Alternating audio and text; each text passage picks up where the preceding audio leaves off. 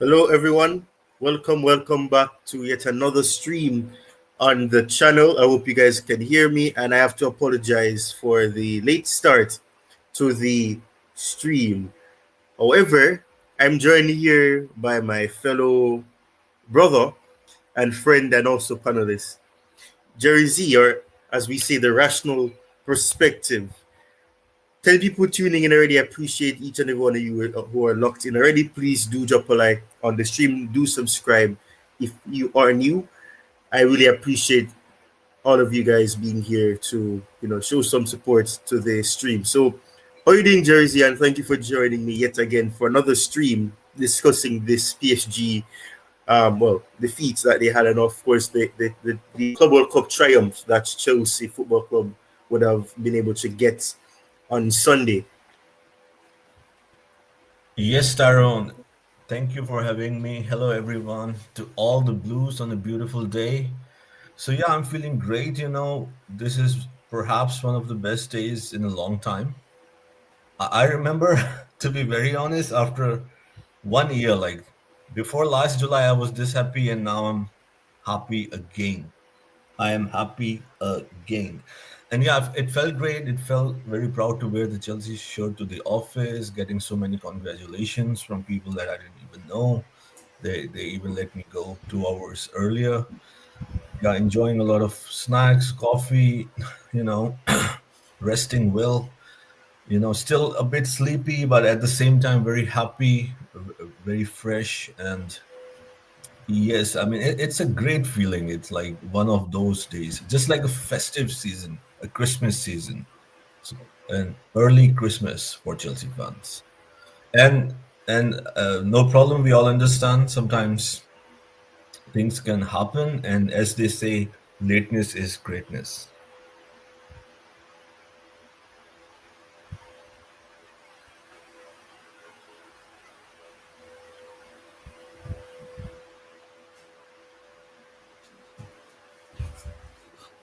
Fair enough, fair enough, fair enough. I don't know what was going on with my mic a while ago. But yes, thank you guys so much for tuning. As I said before, let's try to get more likes on the stream. It is achievable. I know that for a fact. But as you guys can see, we'll be doing a tactical takeaway stream or analysis as we'll be discussing the masterclass that I would have categorized it as that Maresca would have been able to do over Luis Enrique and PSG. And of course, we will be giving you some takeaways that we believe were there. And of course, we'll have to see the pathway that the stream will take. But of course, I'm going to just check what's in the chat, and then we'll start and get quickly through this because of course we're already behind on schedule. So let me see what's in the chat first of all. So big up to Puggy. Thank you for tuning in. I appreciate you finding the time to be here. I really appreciate the support. And Owen Hart said we're waiting, Ty. Yes. Apologies once more for that. But anyways, you move. So Jerry, I'm gonna give you the chance to start us off. What would be the first takeaway that you would say you saw, or what is a key takeaway that you take from the win, the 3-0 win that Chelsea would have gotten over PSG? Yeah, very interesting question. A great stream, for us to say, dissect, and talk about the tactical takeaways, the key takeaways from the masterclass of Enzo Maresca. So, as you said first, so it's interesting. Like you are putting it in an order which I like. You said first. So, if you're talking about the first takeaway, then I will have to say high pressing game. So Chelsea started with an aggressive press, and which was key, in my opinion, which was the key, preventing PSG from building comfortably from the back. That was the key. So they forward closed down center backs quickly, while Palmer and Pedro, Joe Pedro, leading the press. That was the key, which took PSG by surprise. It caught them off guard, and we were able to execute all the tactics from there onwards once the patterns were disrupted of PSG. So that was brave, and that showed to me, like, a lot of praise to Enzo Maresca, of course, throughout the stream, for obvious reasons. That showed that he did his homework, it showed that he looked at all the games that they played against. PSG played against Villa, PSG played against Arsenal, because we had, I mean, there were a lot of instances in those games where PSG found it difficult. And it was only when Arsenal and Aston Villa press. Inter Milan never did that. Atletico Madrid never did that. Real Madrid never did that. And even 20 minutes when Bayern Munich were doing that. So that was the great way to start the game, because the start was the most important thing. Because if PSG had taken control, right, and scored an early goal, today could have been a completely different discussion, in my opinion. So that's the first and the most important takeaway, Taron. Yes, yes, and I said yesterday, great minds think alike. That was actually the first thing that I would have discussed as well if I had gone first. So I'll just, you summarize it. So I'll just probably give more of a, a tactical, acumen type of approach to it. And of course, as you said, high press, definitely high press. And it was something that I'm sure a lot of people have said as well, that it wasn't just that we won, and I even said it yesterday as well. It was not that we won, and that's not really what stands out. It's about the way in which we did it. We didn't usually sit back and just counter them. That was not it. We were matching them like for like, and we had a plan. And you could see that Maresca definitely had a plan. And Luis Enrique simply didn't have a plan B, and he was so obviously obsessed with PSG keeping the ball, because as we would have been aware of, they finished with 66% possession of it as well. So of course, the traditional 4-3, that's what was predicted, but of course we saw very quickly in the match that it wasn't a conventional 4-3-3, and it wasn't a nominal 4-3-3 for sure. Yeah, so definitely that is the case. And of course, as you said, it was about positional play, knowing how to be in sync positionally. Whenever one player was pushing up, whether it was Kukurea, and ideally at times we saw that Kukurea was trying to invert as well. Reece James was tucking into that right hand side to make it into a 3-man light midfield. So we quite easily saw not necessarily a 3-2-5, but we saw a 5-3-2 structure, a defensive structure, I should say, to be more specific, to try to keep out the likes of a Dembele, a Doué, and to try to eradicate or to reduce the likelihood of you seeing the likes of a Hakimi or a Nuno Mendes being able to really be a part of the attacking efforts that PSG tried to come with. And of course, we know that this is something that surprised me as well. The high press in that 3-2-5 structure, it forced Donnarumma to try to play the ball long. And of course, it worked a few times, because I believe in that first half particularly, we were able to see, Hakimi gets in behind Kukurea. But what really stood out is the fact that we had the defense so resolute. It was so resolute that, he was quickly able to change back into that 5-3-2 structure whenever we saw that transitional play where PSG were in the odd occasion in that first few minutes. They were able to find a way to try to get behind Chelsea's defensive structure, but it wasn't, of course, leading to anything. And of course, I just want to quickly add this before I move on to the second thing as well. Sanchez, which is something was surprising to me, he was tasked with doing those long balls to try to find those avenues, the defensive gaps that were left behind by Hakimi and Mendes, who were obviously not necessarily being fullbacks. They were being literal wingbacks where they were pushing up, attacking. They were not trying to defend.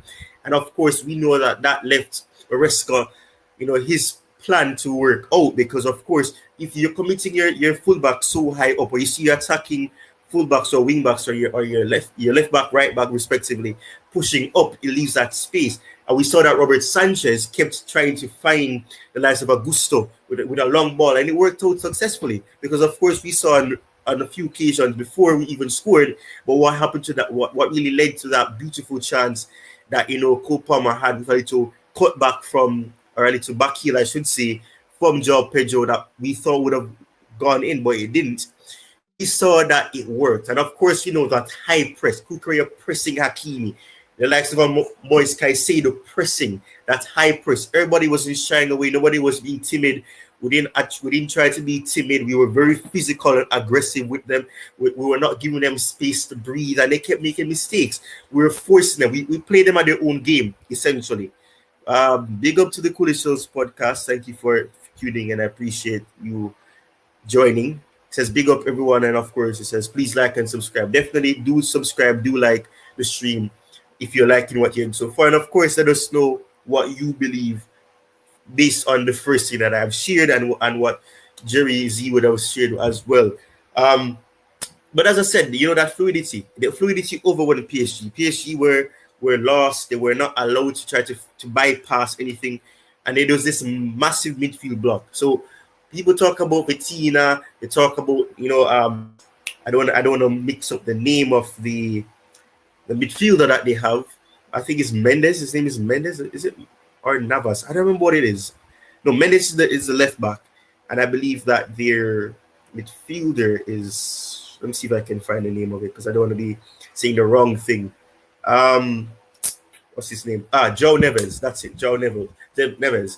Right. So there was no compactness. That was the biggest issue that we were obviously going to see because that high press, that high aggressiveness, that the intensity, the early pressure from the get-go, it really set the tone. And when I looked at the match, I was saying, based on what you could see in the first early stages, you could really see that Chelsea are going to win this match. They're definitely going to win the match, and they deserve to. They deserve to have won the match, and so said, so done, because that high press, as I said, it forced Donnarumma to really try to play out long. He wasn't shying away, he wasn't quickly trying to pass the ball away and making errors, but it made him go long because if he had tried to make a little through ball here or a little short pass, definitely you could probably predict that Chelsea were going to find a way of, getting, the ball back and dispossessing a player and probably going straight, one-on-one. So, of course, that is it. I'm going to start for the second takeaway that I have to say from this. It also does align with the press intensity that both me and Jersey mentioned, but it's just to speak necessarily a bit further about, which players actually made the pressing intensity so obvious. So, obviously, we know that Chelsea came out flying with a very coordinated high press, and particularly in those first 10 to 15 minutes where it was also PSG trying to do something but couldn't do anything. It wasn't just wild press. It was man-oriented and carefully staggered. We definitely know that was the case. So we saw the likes of a Palmer coming in and tucking into that left area channel, alongside, of course, Gusto, who had multiple space there. You could see the massive gap, which was so surprising. There was a big gap between the midfield and the attack. But we saw the likes of a Caicedo. He could just simply and easily find the likes of Augusto on that right-hand side. And, it was squeezing the wide men because we saw the likes of a Dembele and a Doué. They were non-existent per se in few aspects of the match. Doué was obviously more present because he had a chance and he decided not to shoot. He decided to take a pass. And, of course, if PSG, would have pounced on a chance, maybe the game would have been different. But Dembele was non-existent a lot in this match. That is a big thing that we have to consider. It was a case where, the likes of a Nuno Mendes, he was forced to make that mistake. And of course, that the first Cole Palmer goal came from Gusto putting that pressure on him and that high press. And of course, because of, him trying to do a header, he left himself prone to that error happening. And of course, that happened. And of course, Joao Pedro, we know he speaks for himself. He's very physical. He has that Brazilian flair about him. And what he does, it's tremendous. The way that he has slotted into the team, he recently signed for the club. You'd be surprised to know that he just signed because the way he was playing, the way in which he was trying to close out those central passing lanes, for PSG, and they would try what they typically do to try to find the likes of a Vitina or a Navas or Neves, I should say. It wasn't possible. And of course, Reece James and Enzo Fernandez, they pushed up and they disrupt Vitinha for sure. He was not as influential in that early aspect of it as well. And as you've said, Tobago, and that's why it's in the title. It's a Maresca masterclass because you have to give him his flowers. He came with a plan. He even said it that, he loves chess. he loves chess because it's you look at what your opponents do, and it's about you being able to pull out a mastermind plan and to outthink and outdo or and to over and outthink. I don't think outthink is a word, but you get my point. You know your opponent, and everything that Luis and Enrique came with. Maresca had a plan, and funny enough, we can say that PSG played into the hands of Chelsea. We were okay with not having the most of the possession, and of course, we finished with 30+% of the possession by the end of the match. But of course, we know it was very positive, and it's so ironic to me. I always say this because the fullbacks for PSG are what makes or breaks the system, and I've kept saying that when I was speaking to Jerry, the likes of Garvan behind the scenes, that is what makes or breaks the system for PSG. Their fullbacks. So if you are able to weaken or stifle the influence or the impact that their fullbacks can do, then PSG will be weakened because the midfield is going to try to do the work because the fullbacks can't do it. And the fullbacks were not acting as fullbacks. They were wingbacks attacking options, wide players. They were being attacking. They were not defending at all. And that massive gap was left behind. And of course, we saw that the chances that Chelsea created, especially in that early part of that first half, it was left because of those traditional traps or that Maresca was laying for Luis Enrique's team to fall prey to. And they fell right into the trap. And of course, that led to them finding that situation. So, I just want to quickly add this last part before I go to Jerry Z as well. The wing overloads, the right side dominance, because the right-hand side was more of the dominant side. That is where our attacking threat was per se. Of course, Pedro had a few chances where he was able to win the ball, get beyond Luis to flair and drifting and all of that. We were able to see that with Pedro Neto. But the way in which he was able to, just get beyond, the likes of Hakimi, the likes of a Marquinhos, who was also pushing up. And Marquinhos, I believe their defender's name, the other defender that played alongside, Marquinhos, his name is Beraldo. Beraldo was, they were very uncomfortable with that Chelsea press. There was no compactness between the midfield and the defense. And of course, that is what led to Chelsea being able to exploit those half spaces all throughout the game. But of course, the red card that Joao Neves got, it obviously did not help matters as well, because of course that really ended the hopes of a comeback for PSG. If they believed it, it really showed that they were already tactically outplayed. And of course, by doing so, Maresca just simply exposed the frailties, the weaknesses. And of course, you can see from Enzo Maresca's team just completely eradicating Luis Enrique's team, and they could do absolutely nothing about it. So I've been speaking for a while now. What do you guys have to say? I know that 40 people are watching. I don't know what the likes are looking like. We're at 8 likes. We can do better than that. Let's get the likes up, please. I beg you. But let me know what you guys think. What would you say is a key takeaway? It could be what I mentioned. You could expound on what I've said. But this is the chance where I give you guys the microphone, the opportunity to actually give your insights, your thoughts on what you saw that perhaps I'm not doing enough service in terms of explaining. So I'm going to give you the chance to, give your thoughts and, tell me what you believe is a key takeaway that perhaps I'm not mentioning right now, as I try to share a picture that I believe should be shared. I definitely think that it's something that we should be sharing, and I'm going to try my best to get it up. Now I'm just going to try it. So, but let me know what you guys think so far. Do you agree with what I've said? Do you believe that the high press was something that was obvious? Do you think that PSG did not have a plan B, or do you think that we're doing them worse than perhaps the case is? Do you think that they actually had a plan B and it just did not work? Let me know what you guys think. I would love to hear what you guys have to say in that aspect. But yeah, let me know what you guys think. Do you guys think that that is the case?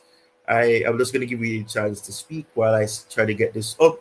All right, so perfect. So I'm going to change the screen that you see right here. So just for you guys to be able to see a visual, representation of what I'm talking about. So if you look at this so far, look at the press. Look at the if the oriented, you have two players, and it's a picture I can't. Let me try to use the mouse here that I have.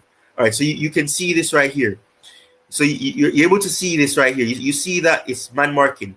You have two players marking Reece James and Chalobah marking. I can't see who this player is per se. My eyes are kind of fooling me.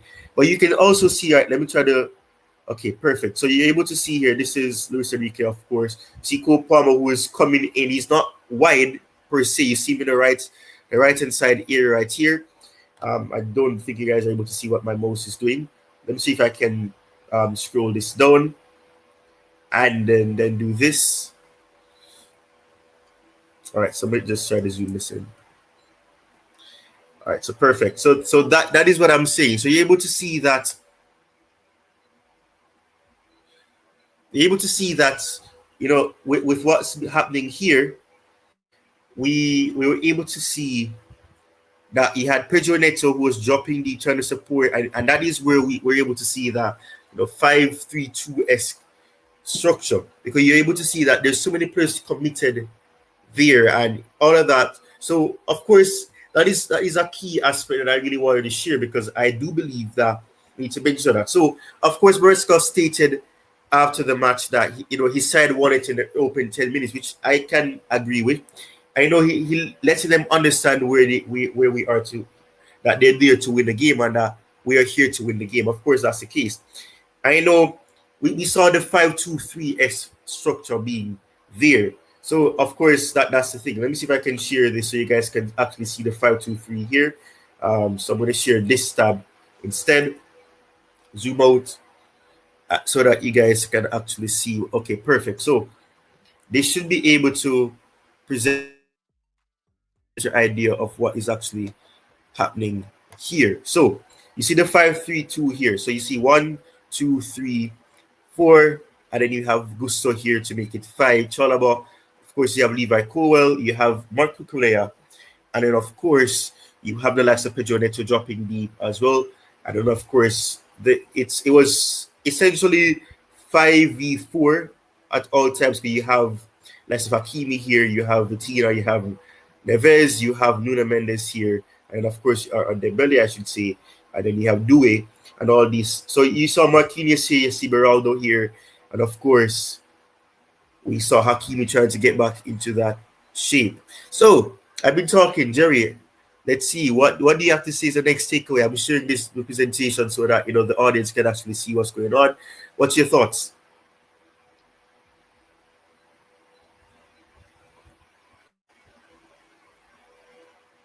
Okay, looks like Jerry's. No, I'm here. Sorry. So yes, definitely I've been listening, and you covered a lot. You covered many things. You talk about the flanks that was on top of my head.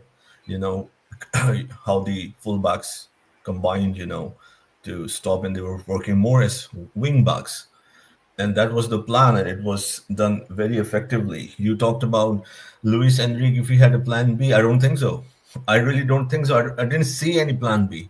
Only in the second half you can say that they were having more of the ball. They were more direct. It wasn't even a plan B. It was just because we were like with 3-0 up in the second half, as discussed in the post-game analysis yesterday, that we took our time. We went back to the classic Maresca way of, okay, you can have the ball. We'll maintain the shape and structure, no problem. That is the only reason in second half, like PSG were having a lot of ball and creating that wasn't meaningful apart from long distance shots and some attempts later on in the second half.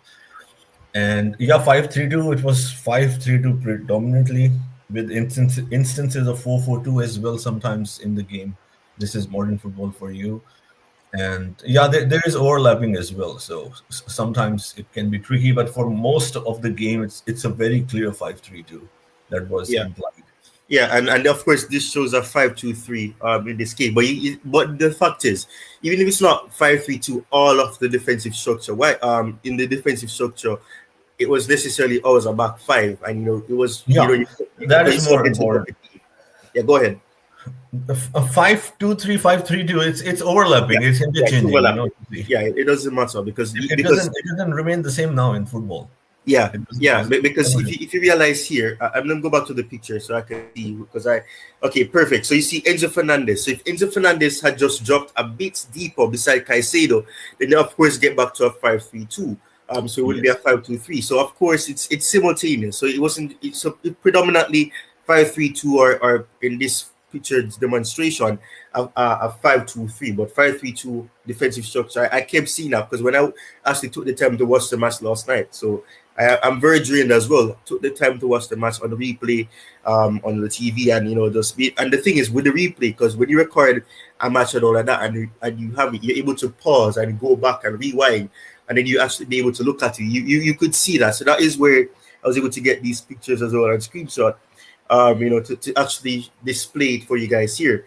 So of course you can see Kukurea, try to eradicate and to minimize the impact of Hakimi on that right hand side, his left. Um, you could actually see that was actually a key plan that Maresca had that obviously PSG fell prey to. So I don't know what is the next takeaway that you'd like to mention, Jerry. Yeah, the midfield, the midfield, which was crucial, and we won the midfield battle. That was very important for this game, in my opinion. So yeah, I mean, and Moses Caicedo was immense.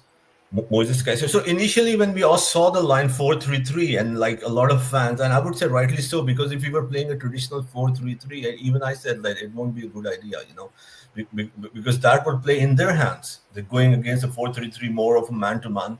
That was the thing, but it's just 4-3-3, which different websites put it out there, right? But there was no 4-3-3 in this game, and that is why I think we were effective. So yeah, so the midfield, if you see, like, of course, Enzo Fernandez was playing as a 10, right? Most Yeah, of the times. So it wasn't a yeah, three-man midfield. yeah. So that was my concern. We shouldn't go for a three-man, a 3 versus 3 against them. Then they'll definitely have the edge in that situation. So Moises Caicedo, like, I think we should have a shout out because, of course, Sanchez, Gusto, Joao Pedro. I think perhaps these three you can say were the standout players for different reasons. But Moises Caicedo was immense. He's growing and growing and growing. And there's a conversation right now. Is he the best midfielder in England, at least, or the second best, right? So breaking up play and recycling possession quickly. Like he did everything, right? He won all the 50-50s. He was there at the right time. So he contributed immensely. Like sometimes we are all looking at the flair, at the whole team, moving in transitions, but Moses Caicedo's positioning, his and Enzo Fernandez, of course, he offered vertical progression, and Reece James, and they were overlapping. So that was a perfect plan, and that again helped in overall game management to ensure that we do have more overloads, and that was created very, very effectively. I can only assume that Enzo Maresca and the team had like a lot of drills for that. This is something, Taron, you're a coach, right? This is something you cannot just plan and put it on the paper with Oh yeah, numbers. Okay, let's do this. Because Taron, that's what I want to get back to you. Like, you cannot just talk on this and have just one training session. And I believe that they have been doing this for a long, long time, Taron, not just for this final. I won't imagine that they will just have a 2 day rehearsal, and they executed this so beautifully. I'm sure Maresca has been like working on this for a long time. What do you have to say on that? yeah. I mean, definitely, and that is why I said that this doesn't just transcend this match. It actually it's something that it is. And I said this to you when you told me about the back five. I said that it is the blueprint of what Maresca loves to do. He either loves the 3-2 structure, the 3-5-2, or the 5-3-2, 5-4-1, depending on whatever. But the back five, that is what he loves to do. So of course, it's something that we even saw even last season. It's not something new. Whenever we're defending, set pieces, throw-ins, everything, free kicks, all those stuff. That is what he loves to do. And we saw the 4-4-2 or the 4-2-2-2.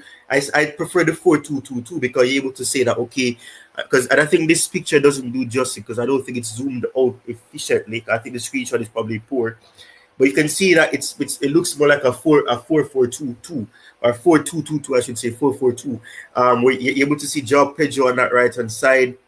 Of course, you have Enzo Fernandez here, Caicedo, Reece James, Cole Palmer, who's being man marked by Nuno Mendes here. You can see that the lights actually trying to display that for you. And of course, you see Malagusto there. So you can see that when we're in that, we're defending, we're in the defensive stage, we're trying to ensure that we have as much players marking as much PSG players as possible. And of course, we were successful in that feat. And of course, as you said, it's not something that you can just plan in 2 days and it works. It has to be something that you think and say that, okay, all right, guys, we're aiming to win this. We're not just here to compete in it. We want to win it. And that's the mentality that I liked, that, even the players came out and said that, he kept saying to the players that, oh, they believe that we're young, you're a young squad, that you're not ready, you don't have that hunger. Let's go there and prove it to them. And we saw that hunger, that aggressiveness. And it wasn't wild press. It was actually calculated. It was very effective. Obviously, it was effective because we saw that the errors were there from PSG, I should say. And of course, we have to give the plaudits to the likes of Maresca, because you can see that it wasn't just straightforward for PSG. And as I said earlier, PSG were just so obsessed with having the possession, because they're saying perhaps the old school thing of, if you have the ball, you can't concede.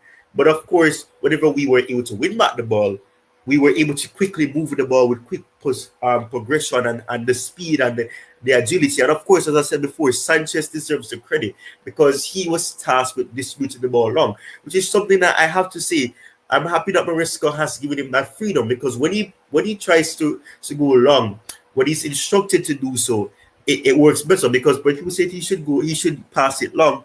Obviously, as it worked out in other matches, because we've conceded because due to the long pass, and it wasn't distributed efficiently. But it was a beautiful pass that he made for that chance that, as I said earlier, Cole Palmer could have scored, little back heel, from Joao Pedro, and he curled it, and it just went beyond this and it goes behind the side netting. That is something that you could see that it was calculated. The chess moves were there. Whatever PSG did, we moved a player to that side. We moved the pawn there.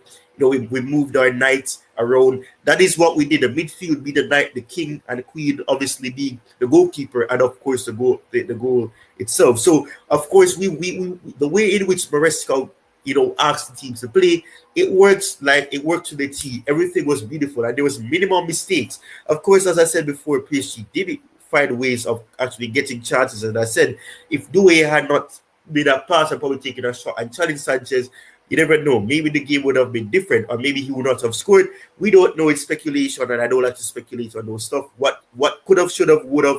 That doesn't win you games. It doesn't matter if you could have scored, you didn't score, you didn't score. That's all that matters. So, as I said, I don't want to be dominating the conversation, but of course, take your time, sir. Take your time. Yeah. Take your time. But yeah, so I'm going to see if I can find the other pictures that I have. Yeah, so like if you want to say anything else. As you're talking about the chess moves, right? Yeah.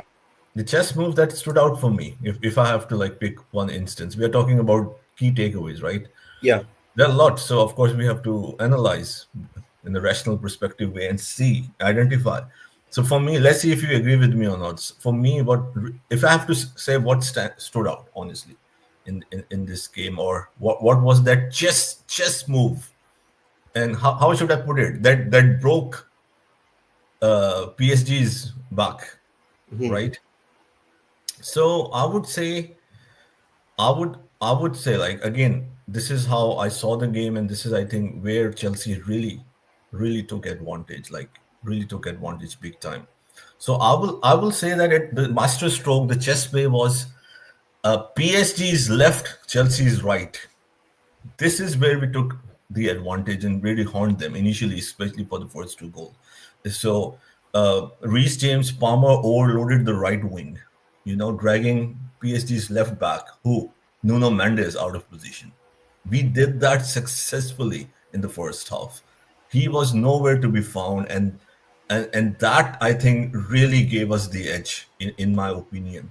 So, and because they were overloading the right wing, Nuno Mendes was out of position. So I think that created a numerical superiority, a 3v2 situation. And that is why, and that is how rather we exploited them. Palmer's movement, sorry, between the line created confusion between PSG's wide area and centre back because of this chess move or this master stroke, if you want to call.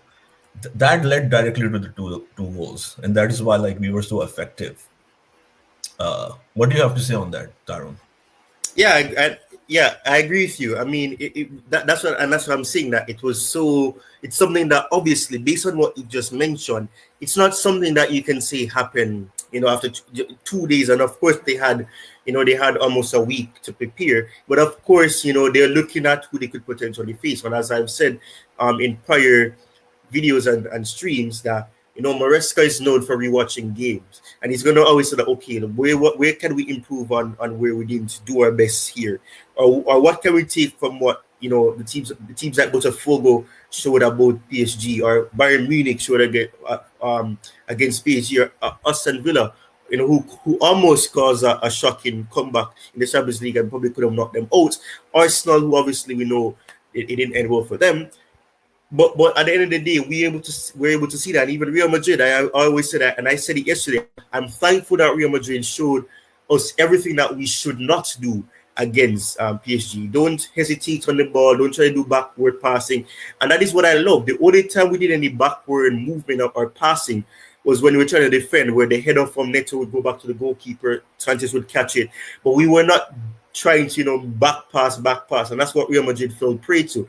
They were forcing them to go backwards, and of course we know the one of the most influential moments in that game against Real Madrid for PSG was when Rudiger gave the ball. He was trying to pass the ball back to Courtois, and he gave the ball. He didn't get enough power on it, and then Dembele just ran in behind him and just goes one-on-one with Courtois. Courtois can't do anything, but we did not do any backward passing, anything like that. And it was one of the games where I said we were progressing. We were not boring. It was beautiful to see how we were just pressing them and forcing them to try, to try to get out of what we're trying to do. And they were uncomfortable because they were being played at their own game. And we outclassed them in that because we did it better than what they do. Because it wasn't just pressing for the sake of pressing.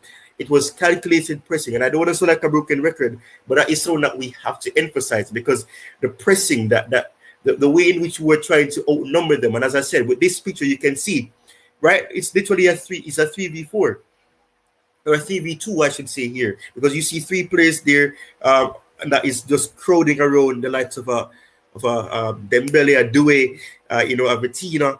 Navas not having the chance, or is it Neves or Navas? I keep saying Navas or Neves. I don't know which one it is, but you get my point. So of course we're able to see that, and you see Enzo Fernandez playing as a 10, and of course Cole Palmer tucking in, and he's very close to him as well, as you can see in this picture that I'm showing as well.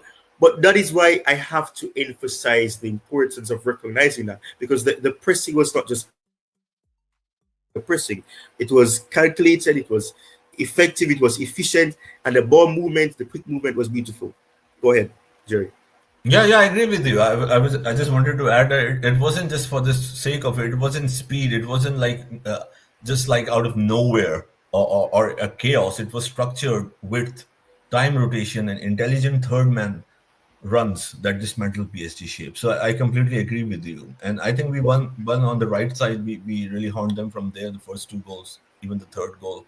Nuno Mendes had one of the worst performances because of the overload to Reece James, Cole Palmer, again creating the 3v2s very intelligently. And let's talk about Luis Enrique's tactics for a second, or PSG, right? Just for once. Why do you think even after halftime, that they were not able to answer anything? That's a good question, and I love that question. It makes you think about it. One of the things that as I said earlier as well, and I don't want to be repeating myself, but essentially, it was because of the fact that they were not actually, the mentality was there. There was a mental collapse. They were disconnected. They were fragile, and of course, they lacked that that customary vertical penetration that they love to do. Their midfield could not get any opportunity because the likes of Caicedo was not giving them breathing space, and they were not able to do anything because that through in itself was suffocated by by the likes of a Caicedo, as I said, Pedro Neto dropping deep, him being hungry and having that desire to get the ball back and all of that. It was just something that they were not accustomed to. They were shocked and they were stunned because they were not expecting that they would not be getting respect, because we did not respect them. We didn't give them any time to breathe. We were always going at them for the first minute, and the second half, as much as they had a few chances where they looked like they were the better team in the early parts of that second half, we didn't shy away. We didn't let the result get to our head, and it's not like we didn't try to score more goals. We were unfortunate not to add any more goals in that second half. But with Luis Enrique, as I said, they were so obsessed with having possession because they say, okay, so let's try to keep the possession, try to get them out of, let's try to see if we can force out a player. But the thing is, whenever a player moved up, and that's why I said the chess moves. When they move one, you move another one across to try to control and to keep, everybody in that shape and try to ensure that you have coverage. So if it was the likes of a Cucurella pushing up, we saw Neto coming behind and dropping deep, and then Cowell coming as a makeshift left back. So PSG were trying to keep that coordinated build that they tend to have, because as much as it didn't work out for them, we can't take away from PSG that they do have a way of moving the ball quickly, but it just couldn't move the ball quickly because we kept having that that shape being there, and whenever they passed the ball to anybody, you had three players on them. It was 3 against 1 or 2 against 1. There was no opportunity for them to pass out quickly to try to find their midfielders because everybody was marking them out. So they had to be forced to pass the ball back to Donnarumma because they couldn't do anything, and they had to go long to try to go over the heads of Chelsea, and we were able to really clear the ball back up, and it was just back and forth, us going back into their half, and Donnarumma tried to go along again. That was just the case. They had no plan B, as you said. There's no plan B, or their plan B was not working because Chelsea came out all guns blazing. They came prepared that we are going to put pressure on these players. Let us play them at their own game. That's exactly what we did. Big up to you, GFC Garvan. Thank you for tuning in, my brother. I know that you're working here, so I appreciate you taking the time to drop by. I appreciate it. Blue Dead says, up the Blues, up the Chelsea FC. They all doubt us, and now they will have to praise us for 4 straight years. Big up. DJ saying, big up, Ty. You got the link, bro. I don't know if you're okay with this, Jerry, but can we invite DJ on? Yeah, of course. Why do you even have to ask? Yeah, one side is blue, side one Chelsea. One side is blue. As long as they qualify to be a rational perspective, that's all. Oh, goodness. Yeah, so big up to you.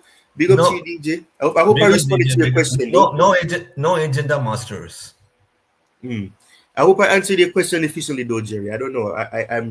I'm still, Yeah, I think they were really caught off guard. They didn't expect that, so yeah, they didn't really prepare for it. So even and that's why I asked you earlier about that Enzo Maresca. It's not a talk. You cannot talk. You cannot have 2 drills and apply and be so effective when it comes to the game time, when it comes to the application. So even though, let's say, if Luis Enrique identified, which I'm sure he saw a lot of, it's not that he didn't see it. Even if he had given the talk, you're 3-0 down, Tyrone, it makes a difference. Even if they know that they need to do something at this time, and they had not perhaps had some drills for that, so it's not easy. That is why it's not that you don't have a plan B. The thing is, have you prepared for it? Have you worked on it in the training? This is important, Tyrone. You can say many things. Okay, do this, do that, cover this, but they were chasing the game anyways. So even if you come up with any tactic, you're 3-0 down, 45 minutes are left. And of course, in the second half, they were dominating the ball. That is why it's like 67-33, because I believe in the first half, it was 58-42. Second half, it was PSG with the ball. Yeah. Because we were playing a different game and we were toying with them. Definitely. So that's just the truth, DJ, man, you can join. It was just that, No, DJ. You can come on. I was just asking because we had planned ahead of time. But you can come on, man. Don't worry about that. You meet the criteria for what we wanted to do. So you can definitely come on, man. You don't no. I don't know why I said that. Anyways, you can come on, DJ. Don't worry about that. But yeah, as you said, they're chasing the game. DJ, dive in, man. Dive in, man. Yeah. So I mean, yeah, I just listen. As I said, we have to give the first to Maresca because and I'm not saying I was surprised because and you can attest to this. As I said, I didn't get to watch the match live with you guys, but or most of it. But when he showed me the lineup, I said, no, this doesn't look bad to me because I could just see because we both predicted that Reece James will be playing. Yeah, I don't want to take flower, but I said that like a week ago that I think he will do that.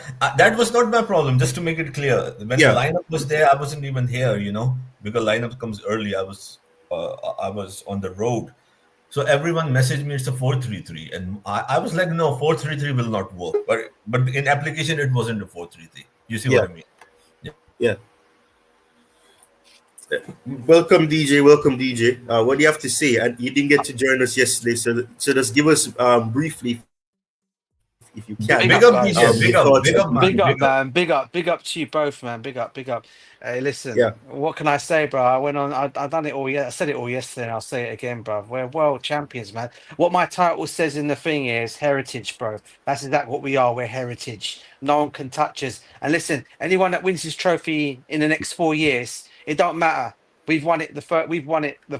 Obviously we've won it for the first time, right? And we're going to be the ones because we're the ones going down as history makers as the only club to win it so far. So after this, now whoever wins it now, I don't really care. All I'm happy about is we've won it. We celebrated it well, and I tell you what a game, bro! What a game they played yesterday, mate. Absolutely played PSG off the field, especially in the first half. Second half, they took it easy, all right. But even Liam Delap came on, could have added to the goals.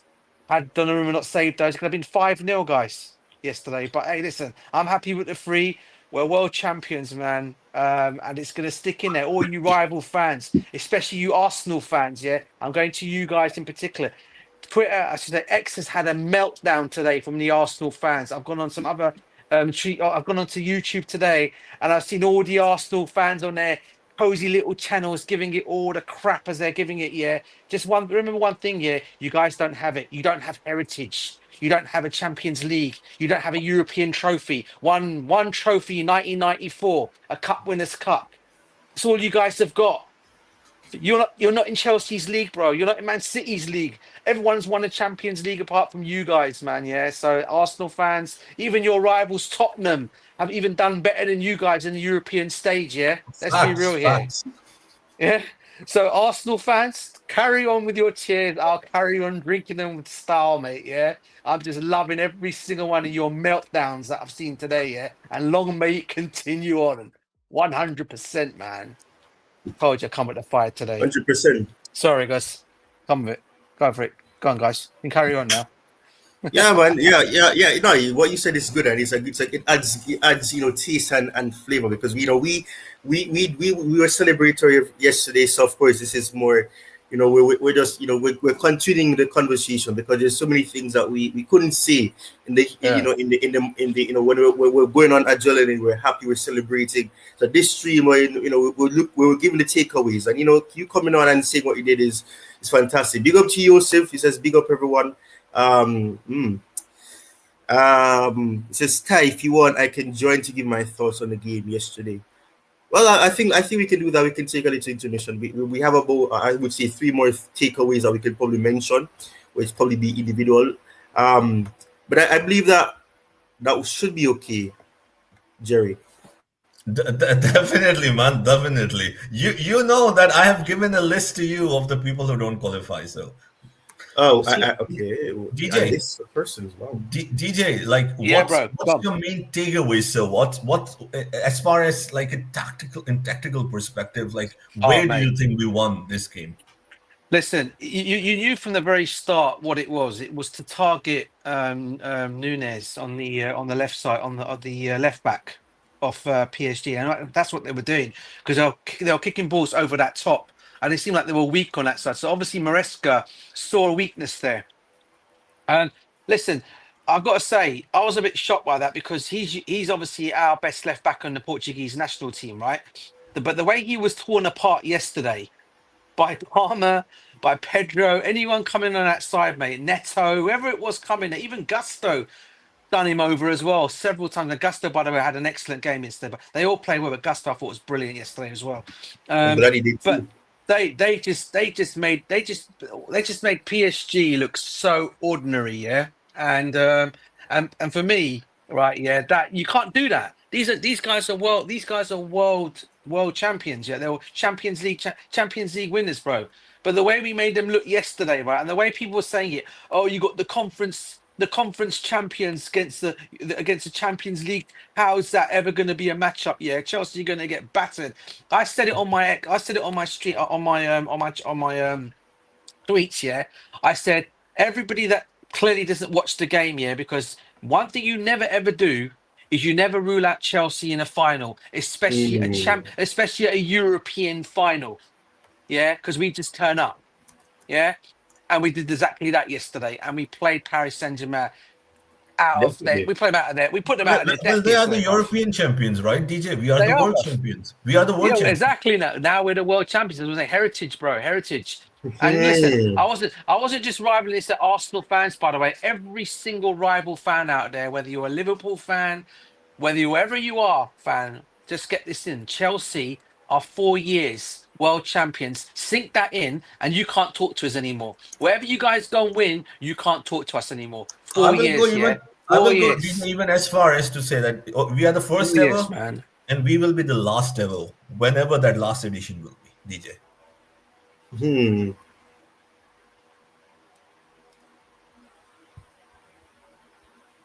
Sorry, what was that, guys?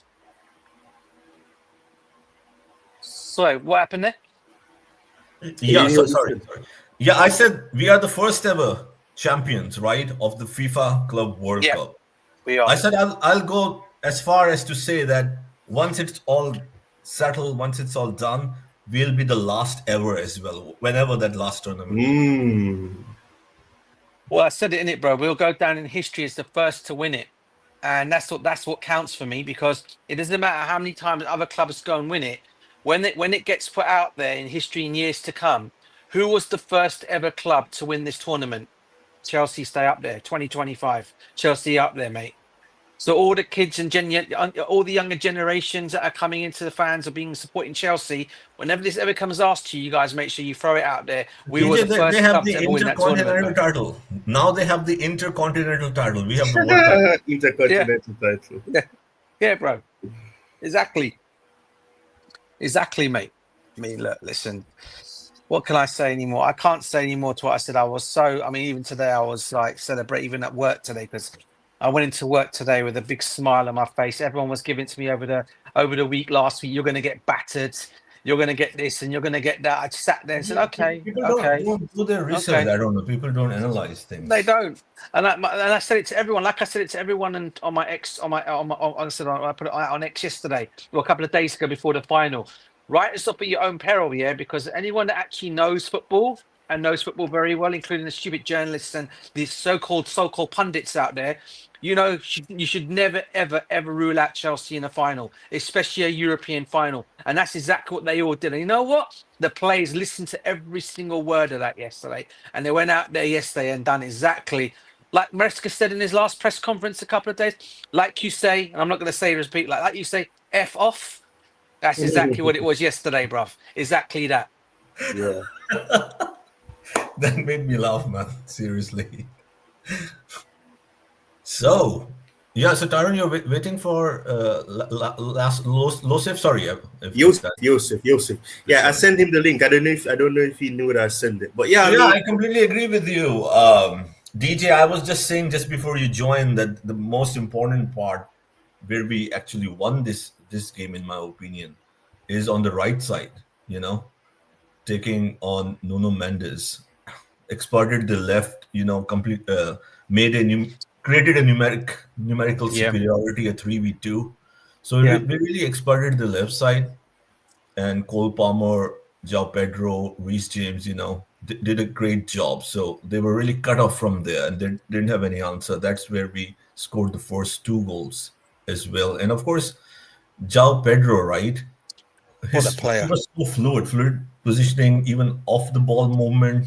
He basically like pulled PSG center backs out of position, which was so important to do. And of Yeah. course, his first touch, long balls over the top, So I mean, that's such a beautiful, as I said after the game, one of the best games that I've seen, not only under Enzo Maresca but ever Chelsea play. Yeah. I mean, look, listen. What I'll say on that is that what you've just said and spot onto it all. I mean, for pound, man for man, yesterday we were absolutely brilliant. And I said it. We played PSG off the park in the first half. We taught them a footballing. I mean, he was school. I can't believe I'm actually saying this, but it's true that Maresca schooled. He absolutely schooled Luis Enrique. Okay, yesterday. And and whatever he did. Now, other clubs are going to be watching this and thinking, "Oh, is that how you get at them?" Yeah, I tell you this right now. Yeah, just don't underestimate PSG again. I still say people say it's a one-off game. Yeah, I think when they go in the Super Cup, they're going to smash Tottenham. Yeah, all right, 100% they will. But we just found a way of playing against them yesterday, and Maresca was spot on with his tactics from the start to finish with his lineup, with what he done, and the 2 goals from Cole Palmer, especially the second goal. Oh my days, what a finish that was, the second goal. And then the lovely pass to Joao Pedro, mate. And this little dink to dink a goalkeeper like of Donnarumma's excellence, yeah, is saying one thing in it. And he did exactly that, mate. It was just brilliant. Absolutely brilliant, mate. Big up Yusuf, by the way. Big up Yusuf. What do you have to say? Thank you very much for having me on the channel as always, Ty. It's always a pleasure. Wow, what can I say? Chelsea 3, PSG 0. It was an amazing game to watch yesterday. I mean, live on my channel, it was amazing to live stream it. By the way, Yosis Chelsea, please make sure you go and check that out. Make sure you smash the likes and subscribe on there. And yeah, like DJ said, Enzo Maresca schooled Luis Enrique yesterday. Like, genuinely, like, I thought that we would just, like, nick a 2-1 or something like that. I never thought that we'd actually, like, comfortably beat PSG. Like Enzo Maresca had us set up, like, in a way which I never thought that it would work so well. Like, seeing Reece James in midfield, like, I couldn't believe it. I couldn't believe that it actually worked. Because we've seen it work on a few occasions and we've seen it not work on other occasions. But in this occasion, worked perfectly well. And Gusto, would you believe it? He had a great game yesterday. Because he's been a victim of the... He's been a victim of the system this season, I'd say. Because I think the Pochettino system suited Gusto more.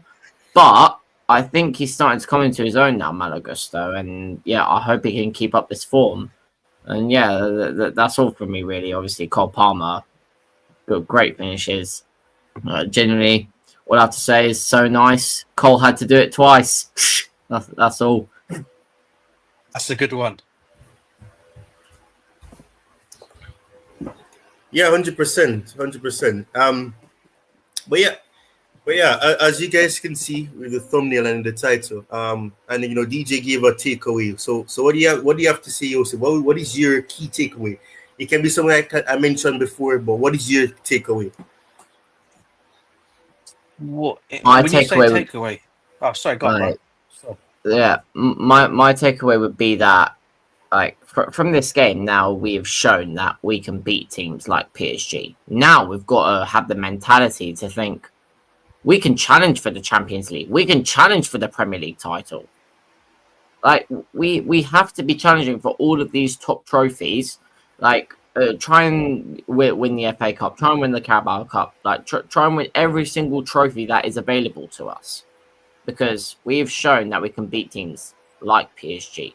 Like, I get, like, Fluminense, Palmeiras aren't really that level of a team. But Like, it's not our fault that at Man City and Inter Milan got knocked out earlier on in the competition. So we've shown that we can go toe to toe and even beat PSG on our best day. So my main takeaway is that now that we've beaten PSG in the Club World Cup final, we are Club World Cup champions of the world, as everyone says. Like, we have to now go into next season thinking we can challenge for every single trophy that is available. That's my main takeaway from yesterday's game. Fair enough. How about you, DJ? I know you didn't get the chance to really say much, but what do you have to say? Yeah, 100%. What Yusuf has said. Look, when you put a performance on like that, yeah, now everyone's going to say the pressure is on Chelsea to go out there and do this now, week in, week out, day in, day out, whatever opposition they get to play. And listen, if the players can go out with that same hunger and not be scared, I tell you, Chelsea can beat any team on any given day, bro. Whether it's Real Madrid, Barcelona, we showed it against PSG yesterday, Manchester City, Liverpool, whoever it might be. And these guys know, these clubs know that. I mean, we've even got the high, the high praise from Slot when he played against us. Yeah, he knows what kind of team we are. And to be honest with you, if we can go and put that in next season, bro, that kind of shift again next season, right? There's no stopping us, as they say. You know, we can reach wherever we want to reach, bro. And the thing of all is, we've got the squad. And let's be real here, guys. This is not the end of the signings, by the way. There's going to be more coming through the door. Yeah. Obviously, there'll be some leaving. Yeah. And whatever we end up bringing in, if they can adjust, I mean, listen, let's not forget another thing. Estavo Willian. This kid's coming in next season as well. He's got a lot to show as well. What a player he looks like, by the way. Yeah. He's coming in next season. You add that to obviously Liam Delap. You add that to Joao Pedro. You add that to obviously the young Sarr at the back, and then whoever else we're going to go and bring in, right? You add them to that team, and then you went, okay, I don't see why we can't go all the way. I mean, get at least challenge for the Premiership next season and win the domestic trophies and do well in the Champions League. Because let's be real here, winning this trophy now, okay, when you go into the Champions League, the only difference in this one is you're going to be facing all of European clubs. You're not going to be facing world teams. Yeah? But if you can go and do it on the world stage, and we've already done it on the European stage, let's be real here, we've done it twice. Right? Why can't we go and do it again? Do you get me? And why should we be afraid? We shouldn't be afraid. And that should be put in the player's head. The mentality at the start of the season from Maresca should be in the player's head. Don't be afraid of anyone. You know what you can do on a big stage. You've shown that. Now you go and do it in the Prem next season. That's all the talk they need. And they'll go out there and perform. I don't doubt that for a second on these players. If they can all stay fit as well, by the way. Because don't forget, injuries do play a part in games. But I think we've got enough in our squad to make us do really well next season. I want to just say something. So I get that we have a lot of attackers. Midfield wise, all right, okay, I see what Jerry just said. But what was I? Right, about the defense. So we don't really have any left back other than Kukurea. Chilwell looks like he's gonna get sold. Renato Vega, I don't know. It looks like he's trying to get back into Chelsea's good graces. Is he gonna stay? Will he be sold? Will he go? So I know what's gonna happen. Not too sure, but do you think Chelsea should sign a left back or what signings? Because you mentioned rightly, DJ, that the signings may not be over. So what players do you want to see us bring in? But before I respond, I just have this other thing to add as well, and also which players you expect to be sold, considering that this elongated season has come to an end. Well, in terms of players, I think are going to be sold. I mean, I was a bit surprised today that after we won this Club World Cup, talks came out on X saying about apparently Chelsea are going to let Nkunku go for about 35 million. I mean, that's peanuts for a player of his caliber. You don't sell a player for that much for 35 million. He's worth more than that. And I'll be surprised if we allow him to go for 35 million. Apparently now, it's not just Bayern Munich and Man United that's sniffing around. Apparently Liverpool are now sniffing around this guy. All right? So if Liverpool are showing interest in this guy, yeah, that means it's serious. And and especially the fact that they've obviously gone and won the Premiership title, but they're showing interest in him. Then for 35 million, for me that is peanuts money for a player of that class. I mean, people can turn around and say about his seasons he's had at Chelsea, right? But I think he's done pretty well in this Club World Cup. I thought he improved Chelsea. I thought he improved towards the latter stages of the season. And I think for me personally, I think Cooper should stay for Chelsea for another season and let him see what he can actually do at the club. Because if there's talk that Jackson may be sold on, okay, he's probably more likely to be the one to be sold on. Okay. Again, people are saying, "Are you being harsh on Jackson?" I mean, look, if he stays, I don't mind him staying. I think he's a good player still, but it's just how you're going to fit all these players in. And at some point, someone is going to want to get out. And obviously, we see Noni leave. Okay, obviously we've got Gittins who's in there now as maybe his replacement to come in there. But for me, you have to add another player in there. And look, if it's true, the rumours that have all been coming out today in the last couple of days about Rodrigo, then we should go and get this deal done. For me, we go and get this deal done. Don't hold back if you can get him. He'll be one player I'd bring in, Ty. Another player saying who I'd bring in at left back. I mean, look, you got Hato, who can play as a centre back, or he can play as a left back. I mean, either you bring him in, or you try to stay with what you've got. Now, if they can sort out their differences, Maresca and Vega, we've got an excellent player on our hands. You don't have to go and buy anybody because you've got a player who can actually play as a centre back and he can go as that left back, which he was originally bought for.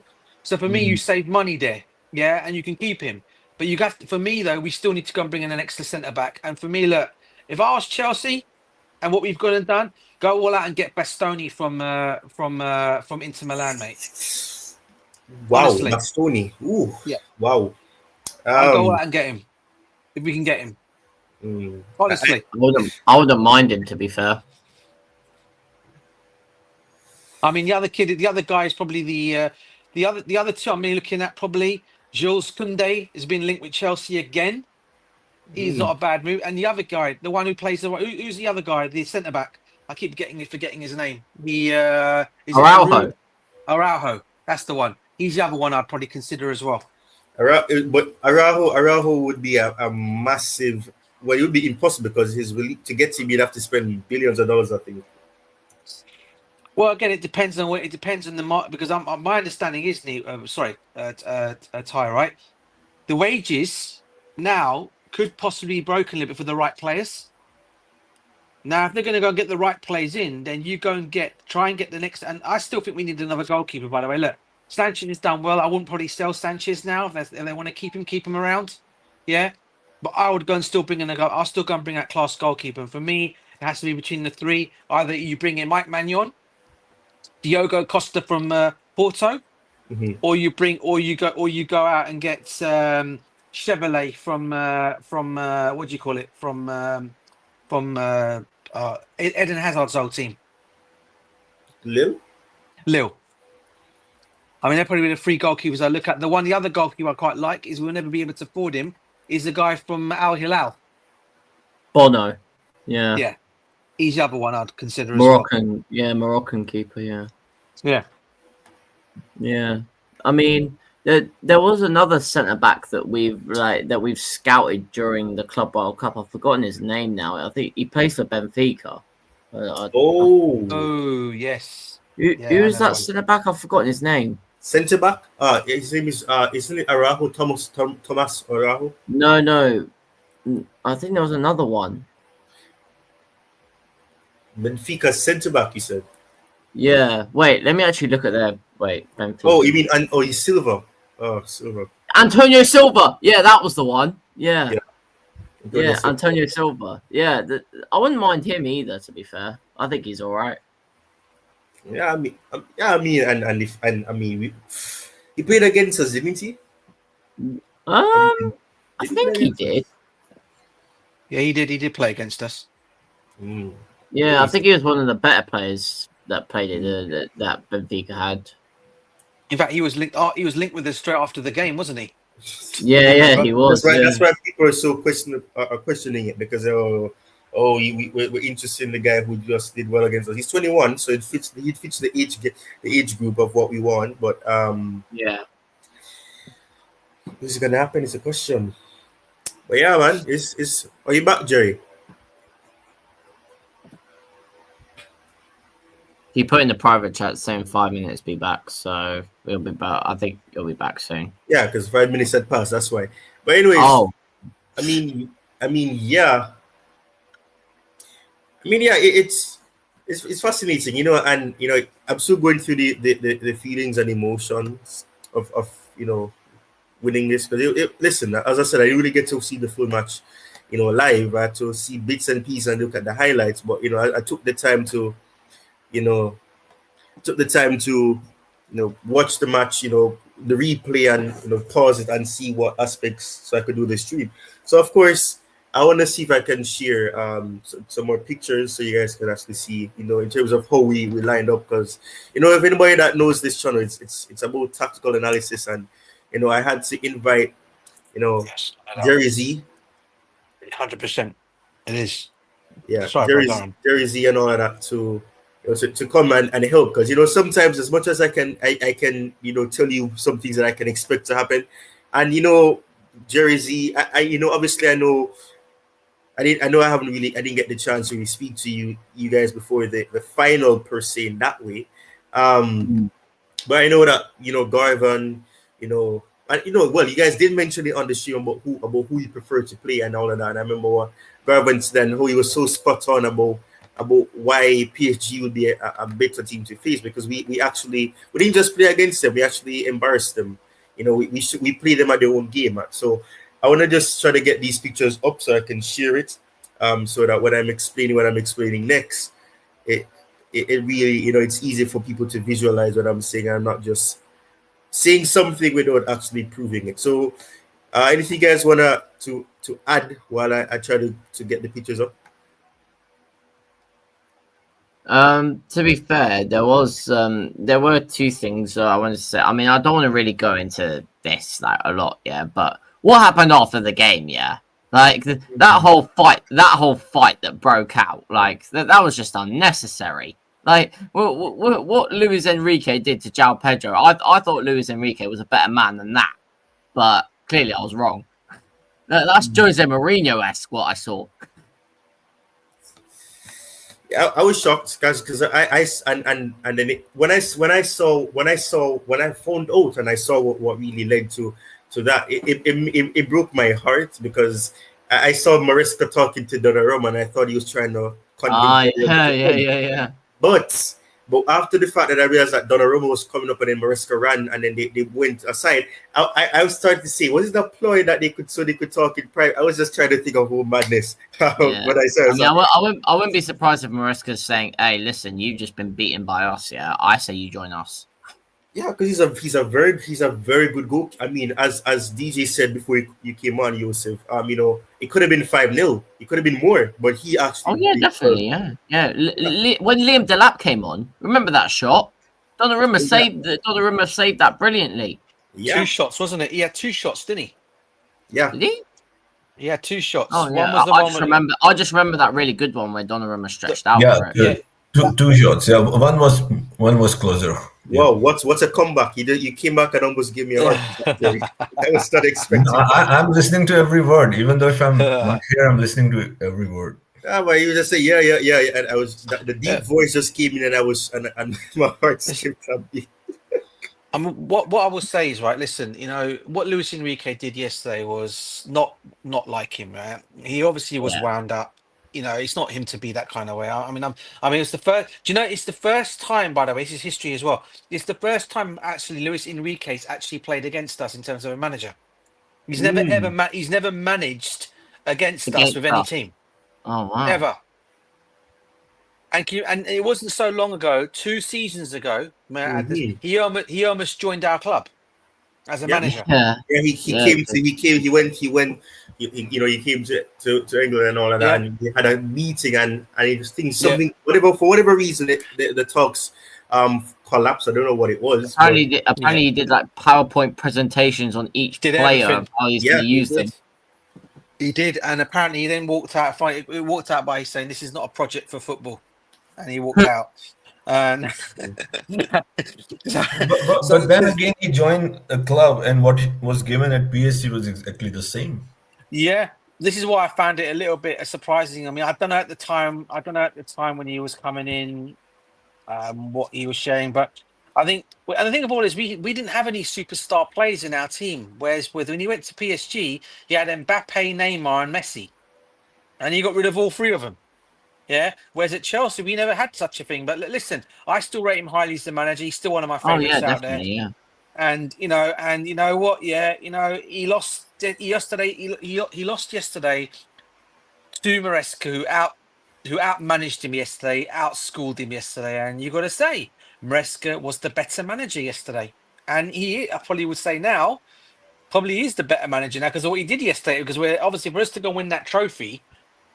That debate's going to come out now. Maresca or Luis Enrique. People are going to look at things. Listen, I'm not going to make that comparison. I think they're both excellent managers, and I'm glad we've got one of them at least. So yeah, definitely. I mean, when Luis Enrique got his medal, like you remember, Todd Bowley was standing up there, like with Donald Trump and like the FIFA president. So I just wonder when Luis Enrique got his medal. And when he saw Todd Bowley, because obviously he must have met Todd Bowley when he had the talk, so he was like, "Oh, nice to see you again." Yeah. And it's not like they gave it. He did embrace him. He did hug him as well, didn't he? So it wasn't like it was like one of those ones, it's bad blood there. But hey, listen, we can't talk about that. We got our manager Maresca. Yeah, we done well yesterday, mate, and that's exactly we go and talk about us being champions, man. Exactly. Yeah, I mean, fair enough. So, before I go back to Jerry, Joseph, DJ gave his thoughts on who we could potentially see leave or who would sign. So, which players would you want to see us sign? Because of course we are light in that left back area. So, what's your thoughts on that question? I agree with Joao Hato being an option. Like with the left back, obviously we need a backup for Cucurella. So Joao Hato has been the one that's been linked most with us. But yeah, there hasn't really been any left backs like that we've been linked with. So I'd say Joao Hato is the only one that we can possibly get at the moment. But you never know. Like if we see like I don't know on X or something, we see a journalist come out saying, "Oh, Chelsea are linked with like a really good left back," then we can decide. Between Hater and whoever the Chelsea owners decide is best for us. But yeah, left back is definitely a position we need to strengthen because Cucurella can't play every game. We know that.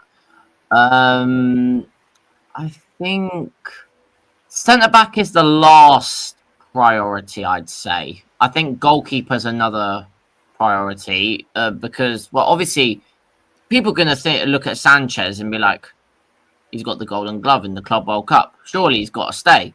But like, yeah, I see you laughing there, Ty. But like let's be honest here.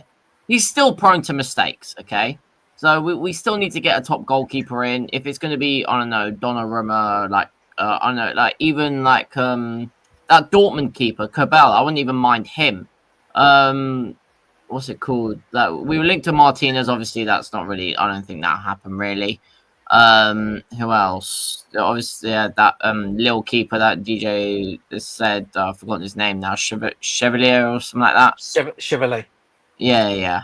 Who are the other keepers that you mentioned earlier, DJ? I've forgotten now. Diogo Costa. Oh yeah, Diogo Costa. Yeah, he would be good. I think he'll be. I think he'll actually be. I think he'll be actually quite easily to get out of Porto. As I said it before, our Portuguese league, we always sell our best players. We never keep our best players, and the same is going to happen with our new gem. By the way, he's going to leave Porto probably next season as well. The young winger, who was absolutely brilliant on the Club World Cup. Yeah, he's gonna be leaving next season, and but I think we can get Diogo Costa for me out of Porto. Diogo Costa. So yeah, out of those, even if we tried to go back in for Mike Maignan, I wouldn't mind it. It's just the negotiations are going to be very difficult. I mean, if this is what the Chelsea owners are doing and this is smart play, wait until January and then maybe get like a pre-contract thing done, because he's going to obviously leave for free next summer. So then maybe that's what they're going to do, but I'm not so sure. But yeah, I'd say get another goalkeeper in, and yeah, centre back last priority. You know what? Centre backs. Antonio Silva would be like I said earlier, would be an interesting option. I remember we were linked with Usman Diamande from Sporting, I think it was. I'm not sure about him, I'll be honest, because there's links to like 80 million euros being tied about. So not so sure that price tag really justifies him. And then like players like Jules Koundé, I'm not so sure, because is he past it? I'm not so sure. And then Araujo again, not really sure. Mark Gahey, those links have gone quiet, to be fair. Mark Gahey, probably because Liverpool have now, maybe because I've seen links with Liverpool probably being linked. So centre backs the last priority. Out of those names I mentioned, probably go for Mark Gahey and Antonio Silva, if I'm being honest. But yeah, that's my take on it.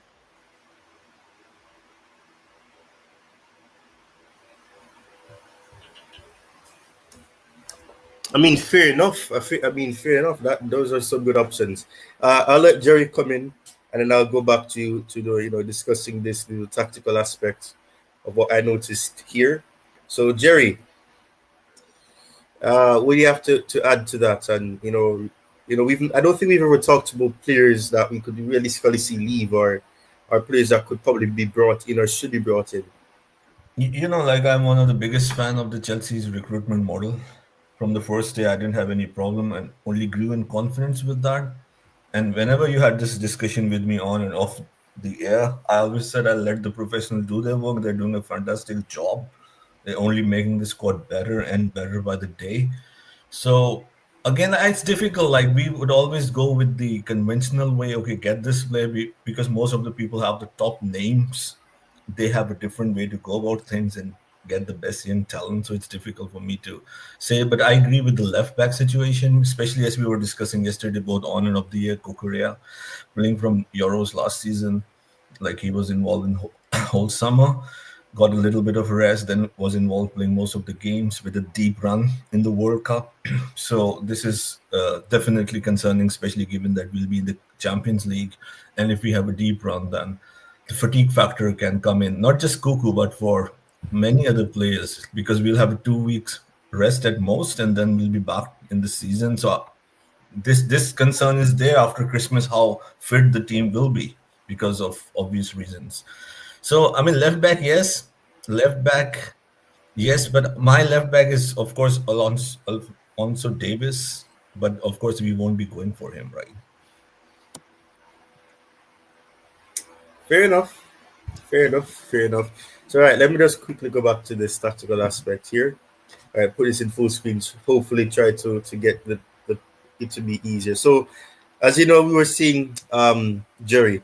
You can see the number of players that we had there, and how much we made PSG uncomfortable, because we saw that the centre back press was just there. We were pressing the centre backs. You had two players there. I think this is a perfect example of that 4-4-2 that you mentioned, or I think say 4-2-2-2, where you could see that, or you can also say that it reminds you more so of a. You could probably say it's 5. You put 5 players. You have 5 attacking options there.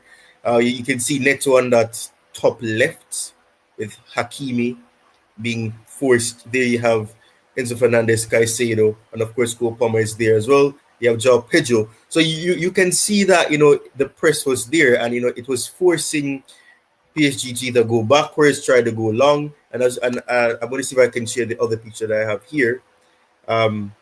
Where you could see that more on the defensive aspect, where Doué and Dembele, they were isolated from the match, so they had nothing really to offer.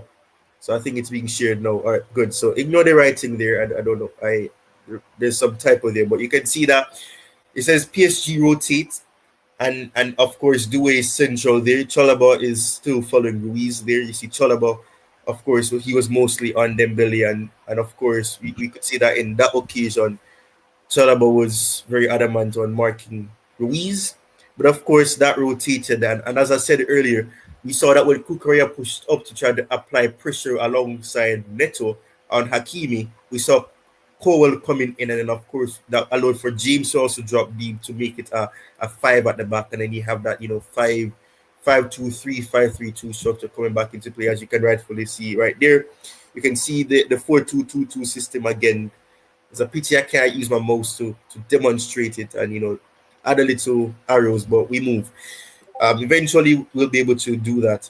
But yeah, I just wanted to show this because I think it was really impressive to see. It was really a chess game. And Maresca was surely playing chess.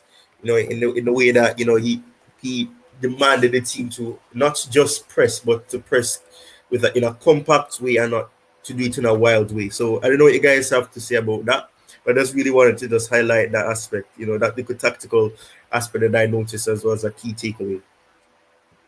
As always, bro, excellent analysis, mate, of what you've just said is spot on, mate. I always say, I always love your analysis videos that you do on players and matches in general. And once again, you hit the nail right on the head again.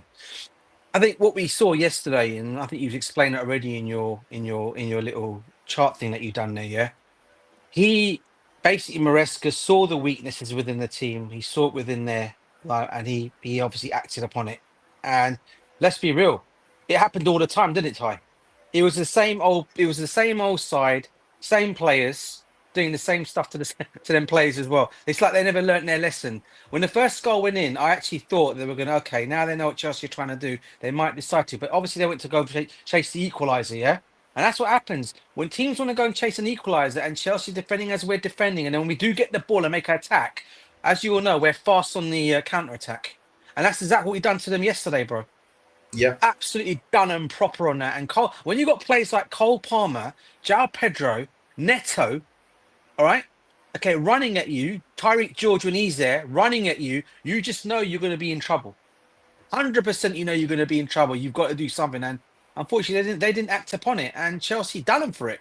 And that is basically what you've just shown there is exactly what Luis Enrique has been doing to all the other clubs in the Champions League, and all what he's been doing in this competition thus far. But he got his own tactics used against him, and that's that. And again, credit has to go to Maresca for that. And and people say he can't change up things in games. Well, I think he showed yesterday he can change it if he needs to. That's all I wanted to say. Remember, I kept on saying to you, Ty, my only downfall about Maresca is he doesn't have a plan B. We all know everyone knows how to play against Chelsea. But unless this guy has a plan B, you're always going to get found out. But he's learned now, I guess, maybe. I hope you say he's learned in this competition. And maybe next season, he takes his learning with him to the Premiership again, when we're going to try to fight on all fronts next season. So there's no point making it as a one-off game. You got to make sure you do it next season as well. I mean, that's true. And I want to get Yosef's thoughts and then come back to Jerry as well, because he's the co-host / panelist as well. I don't know which one he prefers, but I would say co-host. But what you just mentioned, it was something that we kept mentioning, me and Jerry. It was a case where they got a taste of their own medicine, PSG, because we use exactly what they did to Real Madrid against them, where we were pressing the defenders, and they did that, and I mentioned numerous times that Rudiger, he's trying to pass the ball backwards, and that's what they had to do. They could not pass it out the way that they wanted it to 1-2 passes forward, because they were so scared that if they pass the ball to anybody, you had two players marking one player, so most likely they're at a disadvantage, I should say. And realistically, Chelsea could go on the counter because they are able to move the ball quickly because we have quicker players. And as you rightfully said, it's going to be interesting to see if he can translate this to, the league. And of course, yesterday on the stream with Wolfie, he said that it will be interesting to see if we can do all of this when you come up against teams that are going to be competitive and, they're tactical acumen managers out there. If we're able to do that when we have to play, whether it's he said Carling Cup, of course, the Carabao Cup, you have to play it one weekend, and then you have to play in the Champions League, then you have to play the Premier League. Can we realistically do that? Will the turnover be an issue? So Yosef, what do you have to say about that? And I want to come to the chat after that, after bringing Jerry in as well. I mean, firstly, I want to go back on what DJ just said. I mean, I completely agree with him. Like with Maresca's tactics, earlier on in the season, we kept on seeing that he is one way and one way only. But there were situations where I did see where he kind of switched things up a bit. Like he didn't always let's say most of the time he did invert Cucurella. Let's be honest here, but there were situations where I have a mate. Yeah, he was talking on a Chelsea fan TV about a lot of things that Maresca does, and he's talking about we've seen a lot of times that Maresca has this sort of diamond formation in the middle sometimes, and it's mainly one defender, two midfielders, and then two midfielders on the wide, and then one attacker. So basically, the defender. You know what? I'm actually going to turn my camera on and try and explain. So, because it might not come across as a bit it doesn't come across well if I don't explain it well. So, I'm what? I'm gonna write it down. So, there's this is the only way that you can really explain it, because some people don't have that tactical astuteness, if you get what I mean, Tyrone. Let's be honest. So we've got. So this is what he was on about. If you lot can see that. Let's put you in full screen. Yeah. Let's imagine. Yeah, that this is the defender right here. Yeah. Let's imagine this is, I don't know, Levi Cole or Trevor Chalobah or something like that. But then we've got Enzo Fernandez and Moises Caicedo here as the two midfielders. And then we've got one of the attackers. You can even include Cole Palmer in this, but it's mainly the striker. Okay, it's mainly whoever the striker is, which last season was mainly Nicholas Jackson. So, and to be fair, he said he saw this in mainly a lot of Conference League games. So the centre back would mainly be, I don't know, Badiashile or someone like that. And then two midfielders would be Dewsbury Hall and Raksaki or someone like that. And then striker would be Nkunku. So what would happen is centre back would try and play it to the striker, and then if let's say there's attackers that are pressing the striker, then Nkunku would obviously slay it off to the midfielder, and then they would then decide between themselves where Nkunku would go, and then where the midfielders would pass the ball around, or they would try and pass it back. So I hope that was a in-depth explanation of what the diamond formation under Maresca kind of is. But yeah, that's the main thing I wanted to say on the tactical things about Maresca. And then what was the other thing, Ty, that you were talking about? Because I've forgotten now. I've also forgotten as well, because I don't know what the question was. But yeah, you explained it well. Let me take you out of. Let me move you from off the spotlight. Yeah. Yeah. But yeah. I think the question, if I remember well, the second part was translating this into the Premier League. Okay. Yeah. So what, playing how we did against PSG, playing in the Premier League, is that what? No, the question, Jerry reminded me. Go on, Jerry. One way that we played, and which I think most of us agree, right? And he showed tactical acumen, adaptability. And so how do you see, basically in the next season, do you see Enzo Maresca being more proactive with the plan B? Right, Tyrone? Is that what you were asking? No. Okay, so I remember the question now. When you said Premier League and all that, the question was that do you think that it would be do you think that you'll be able to translate it in a situation where it's a league situation where you have to play, you must play against the other teams, because with the Club World Cup, there's some teams that and Jerry and I, we've gone back and forth about it, and you rightfully mentioned it, DJ and Joseph, numerous times, that it's not our fault that teams like City, the likes of Inter Milan, Bayern Munich, they got defeated to the quote unquote smaller teams. So that's not it. But with the situation, the league, the Carabao Cup, of course, the Carabao Cup is probably not a good example. Do you think that we can be able to translate it or do what we did, where we're so tactically inept that we were able to do what needed to be done? Or let me use more layman terms. Or we will be able to to translate all of that, in a full season format where you're gonna have to play against the other teams.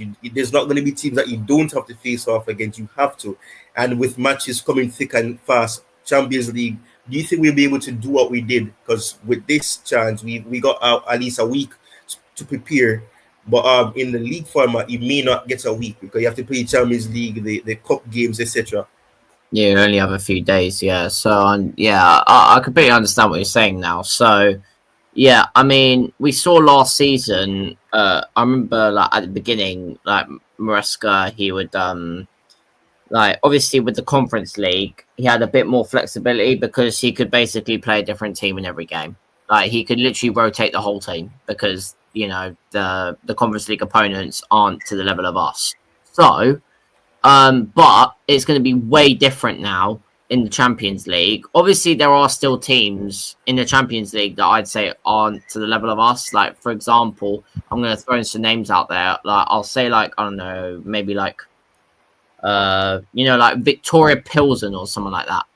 Those kind of teams, I feel like will still be able to play the way, like, we'll still be able to, like, rotate, but, like, not rotate to the amount that we did in the Conference League. You'd still probably have to play, like, a couple of like your first teamers, and you'd only probably rotate max 4 or 5 players.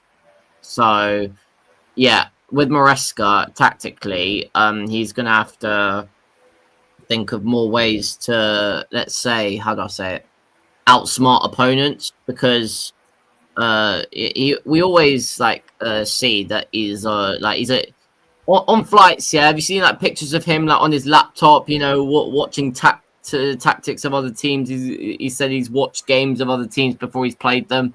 Yeah, you're gonna have to do that a lot more now, because like you've got Champions League, Premier League, FA Cup, and Carabao Cup. I think for those games you might not have to do that as much, because you still have to do it, but like when you're like in, like, let's say the 3rd round, 4th round, 5th round, like that, you might not get like the best of teams there, so you might have a bit of flexibility there. So it really depends on the opponents and if Maresca can change the tactics around.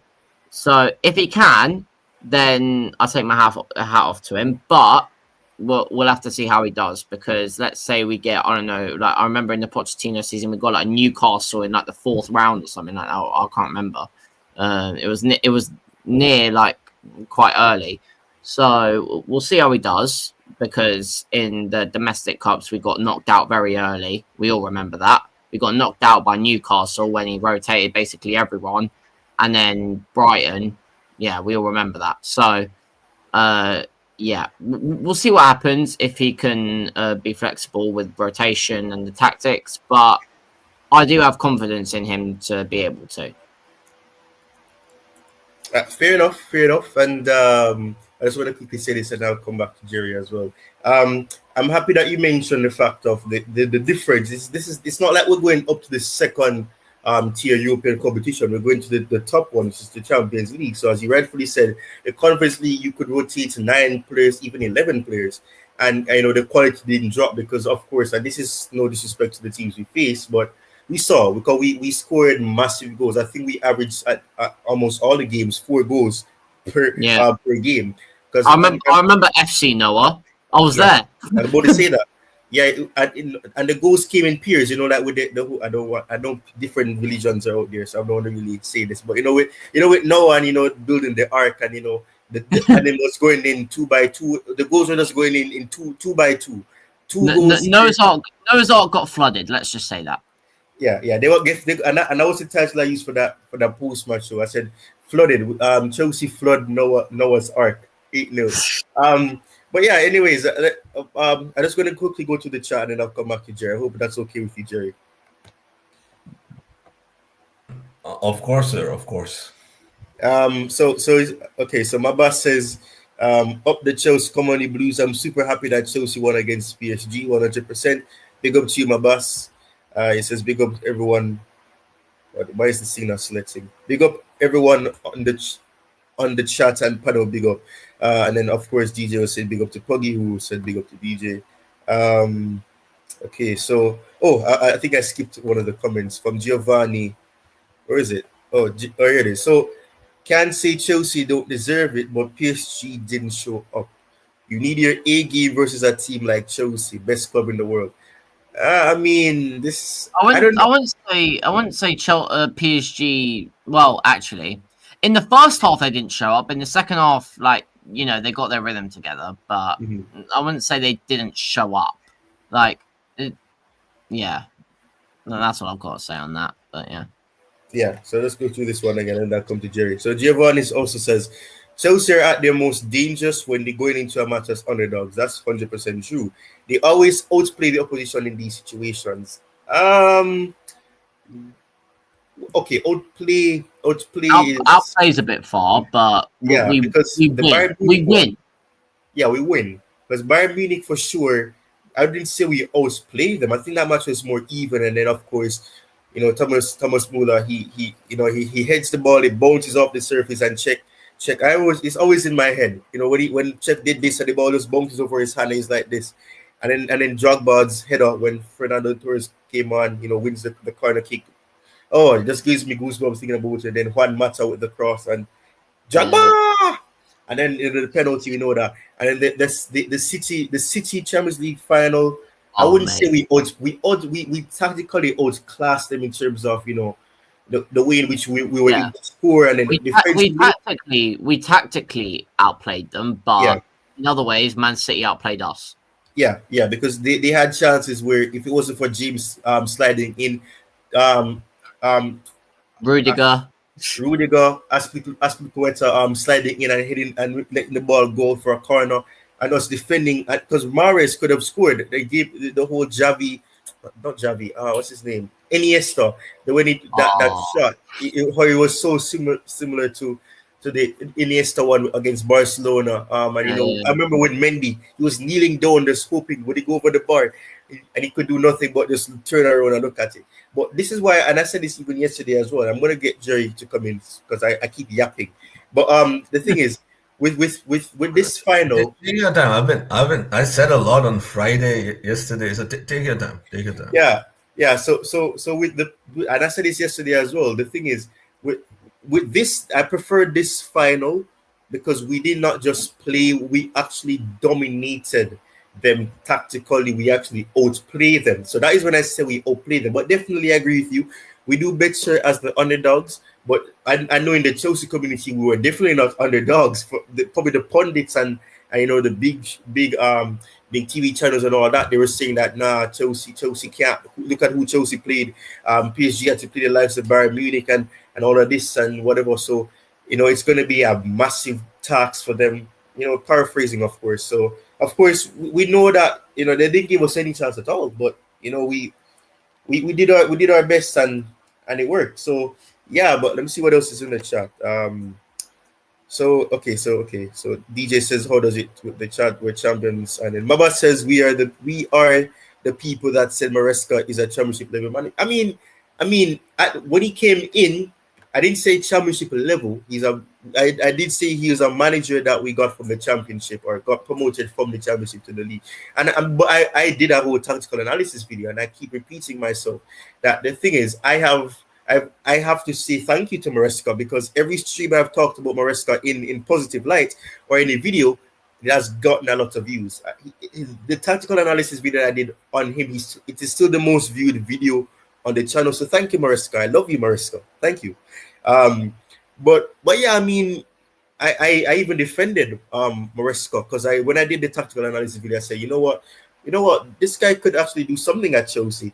Of course, I tweeted it yesterday that, you know, he needs to now prove that he's not a cup manager, because yeah, the Club Cup, fantastic, but can you do it over a 38, you know, league format? Can you do it then? Can you do it with more competition that is high octane, high intensity? You have to be rotating. You don't have the depth. We have injury-prone players. All of those stuff. Can he do that? We have to see what happens when the league starts and when the league gets to its, you know, second half of the season, or that. We have to see what happens there and where we are.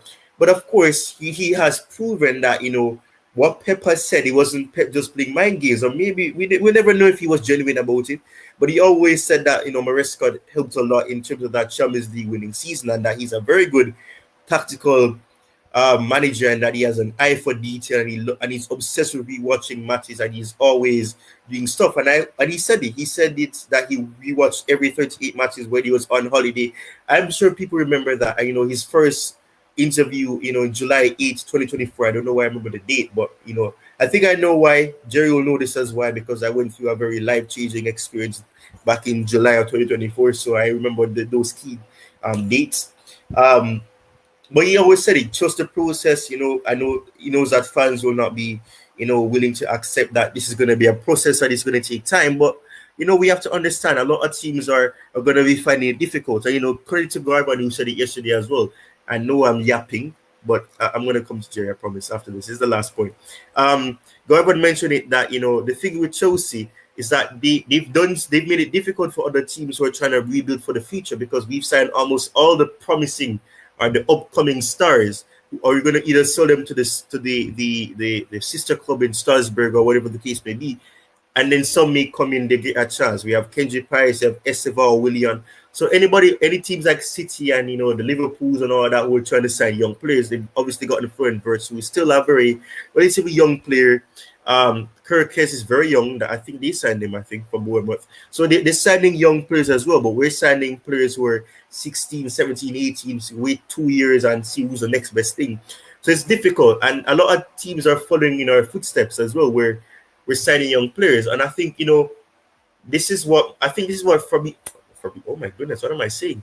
This is what I think Roman Abramovich was trying to say and try to do when we were signing young players. You know, try to build for the future. It was just that we had a whole bunch of loan army players who not even they even touched the pitch once. They were just loan out, and, you know, that loophole was closed, you know, because you know, in terms of how many, you know, homegrown players you can loan out and all of that. So of course some players will be signed and then we sell them to Strasbourg and the other multi-club model that we want to build with other teams like Portugal and Spain and France and whatever the case may be. So we have to see what happens. But I know I said I'm going to go to Jerry. I just want to look at these last comments that I bring it back to Jerry. So special likes, as DJ said. Giovanni says, just hope Chelsea keep the right players to go and compete for the Premier League next season. Compete. Interesting. And I'm going to start with Jerry. This is a very good thing that Giovanni has said here. So do you think that the objective is right? And I know your thoughts, but just for the sake of new audience that are coming in, because the channel has gotten 7 new subscribers since we started streaming. So of course, for those new viewers, do you think that is the right objective for next season, Jerry? That we should be competing, not winning, but competing. One, I'm not saying not winning, because if we win it, we're not going to complain. But do you think that's a good objective, that we should be trying to compete for the Premier League next season? What do you think, Jerry? I think the objective for the next season should be to win the Premier League, not to compete for the Premier League. Because if we go and try to win the Premier League, then maybe you end as a runner-up. Maybe you will lose it on the last day or the second last game of the Premier League. If the objective is to compete, then you will end up in the top 4 race. That's my opinion. Fair enough. I'll ask the same question to Joseph. Okay, DJ is the next tonight, so I'll go with DJ first. DJ, what do you think? Do you share the sentiment that Jerry just said? What was that? Sorry, bro. I was sorry. What did he say? Sorry, I went off link. I was no problem. Sorry, bro. No problem. Sorry, it was in response to what Giovanni said here. It says that he hopes Chelsea keep the right players to go and compete for the Premier League. Oh, yeah. So I asked the question: do you think that that's the objective, to compete for the Premier League season, Jerry? For the Premier League next season, I should say. Jerry said that we should be looking to win it. So do you share that same sentiment, or what is your thoughts? Yeah, just a couple of things on answering Giovanni. Big up to you, by the way, bro. First of all, he said I've read his first comment saying that that he felt that PSG didn't turn up yesterday. I just want to add on something onto that. It's not that PSG didn't turn up yesterday, bro. The fact of the matter is Chelsea didn't allow them to play yesterday. That's what it was. Mm. Every tactic in the book that that Luis Enrique had out there, Maresca shut it down. And then that is why I say give credit to us for that reason, because we didn't allow them to play the football they wanted to play. And in the second half, yeah, people will say, yeah, well, they came onto it in the second half. They did, but they didn't score. And we kept them out. And we could have even gone 5-0 up had Liam Delap scored his 2 other goals. So when you say that, bro, I mean, I know what you're saying, though. They're an excellent team, PSG. And that's why I'm not knocking them. I said it already. You know, people can call this a one-off game. I'm not calling it a one-off game. I said to myself, okay, you make us the underdogs in the final, yeah? You then at the end of it, you make Chelsea underdogs in the final, yeah, and right opposite your own peril then, because I know what's going to happen, because I've seen it happen. I've been down this road before with my club, and I know what's going to happen in the final, yeah, and especially in European finals. So in terms of that, I'll say we literally stopped them from playing their game yesterday. And on your other one now about the players for next season, yeah, for sure. I'll listen. We do need to. For me, I think we can challenge. We do need to add to the squad. I'm not going to lie. I'm not going to say we're going to win it, but we've got to go out with an aim to try and win it. And, you know, obviously you still can't take away the fact that Liverpool are champions. You've got to give them the respect, and they deserve to be champions, is what they did in the Premiership last season. And they're going to make it tough for us next season again. But we, along with not just us, Arsenal, the Banter Club from North London, I don't know why I even put them in there as a title race, because they're just a banter club that win nothing. But anyway, always the bridesmaids, as I always like to call them. Yeah, so basically, right, yeah. So they've got to help. They've got to challenge. Also, who else is in there? I'll probably say I'll put Newcastle in there. I'm going to probably put Manchester City, obviously, in there. So, yeah, it's going to be tough. But, yeah, I think we've got an opportunity to challenge next season for it. As long as we can add to this squad a couple more players, I think we're more than worthy to challenge on all fronts next season with the squad that we've got. Fair enough, and I think that should be the situation. Yusuf, what do you have to say? Yeah, I completely agree. I mean, I think, yeah, we should definitely try and go and win the Premier League title. I mean, I'm not saying that we are going to win it. Obviously, just as DJ has just said, there are other teams competing. There are obviously Liverpool Premier League champions. They're going to have to try and defend their title. Let's see how they do. I mean, obviously, they've signed Jeremy Frimpong, Florian Wirtz, Milos Kerkez. That's great business. They've obviously let go of Trent Alexander-Arnold, but I think Frimpong is a good replacement for him. But we'll see what happens. Arsenal, we'll see. We'll see if they get Victor Gyökeres. I think it's very likely that they're going to get him now. We'll see if the here we go comes in like a few days or so. But yeah, genuinely, you know what? I'm going to say this right now, live on the stream. Ty, you can put me full screen if you want, because I'm about to cook my way through here. Everyone, if you want, clip this. Even if Arsenal sign Victor Gyökeres, they will not win the league. They will not win the league. They will not win the league if they sign Victor Gyökeres. Oh, God. That is all I'm saying. Wow. You've heard it here first. That was box office. That was box office. So basically, Yusuf, what we're basically saying is what I've just said earlier on. They're going to continue to be the bridesmaids next season again, yeah? Yeah, exactly. Yeah. There's also one other team that I want to want. I have to throw that one in there, bruv. Yeah, definitely. Yeah, there's also one other team I'd like to mention. Manchester City. Now, I know they got knocked out of the Club World Cup early on, but I genuinely think they're going to be back to their best next season. We obviously know they had a poor season last year, but they made some good business this summer. Ryan Cherki, Ryan Nouri, Tijani Reinders. They've got Nico Gonzalez, that's centre mid in as well. They've got Omar Marmoush. They've got good players in. So I think that Man City will be back next season, better, bigger and stronger. And yeah, it's going to be between Liverpool, Arsenal, Chelsea, and City. Those four are going to be competing for that Premier League title next season. I think this is going to be the most interesting title race we've had in a while. So, yeah, that's all. That's what I think with the title race. But yeah, genuinely, I think Chelsea, we're right in the midst of it. We're right in the midst of it. Interesting. I just want to read what Giovanni says here. Giovanni, big up to you. I think you're a new viewer as well. I appreciate you coming in. And he sent something else after that. So it says Reece James in midfield last night changed the whole look of that Chelsea team. Such a beast. Yeah, man. And you know, a lot of people are not really convinced that he should be playing in the midfield. And I have to say I don't think it works game in, game out, but it definitely worked when they matched it, which is in the final. But I don't know if I trust it's working overall.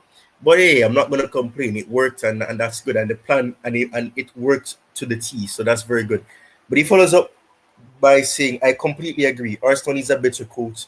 First to really talk about winning something.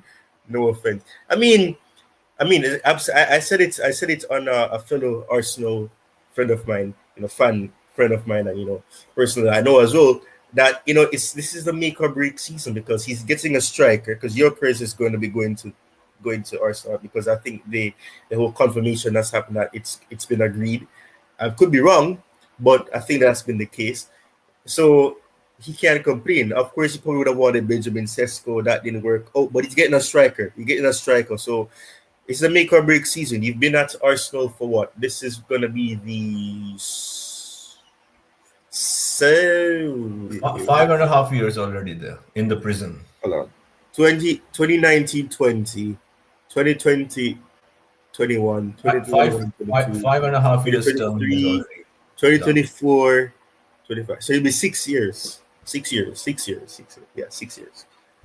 6 years, yeah. Yeah, he joined. As you said, five and a half, because he joined technically in the December period, after Unai Emery was sacked. So, but yeah, he's been there long enough, and it's like what Garvin said yesterday. After this, nobody can say that Maresca and Arteta are in the same category because, I mean, that's going to be subjective to some people, and I think it's subjective because, of course, the pathways have been different, but.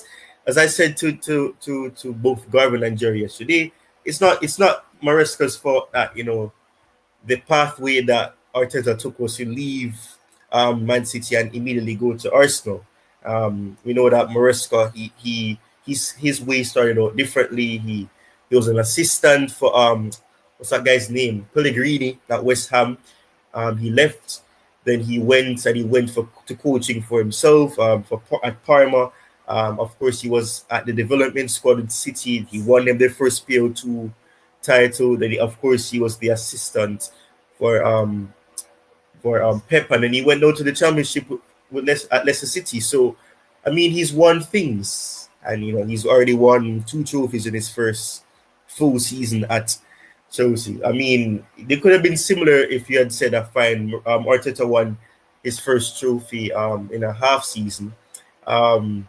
With the FA Cup and then of course the Community Shield, but realistically, that the magnitude of it all is different. The prize money is way different from what you get for winning the Community Shield and the FA Cup. Definitely, way more. So it's not on the same level for sure. But Jerry, back to you, sir.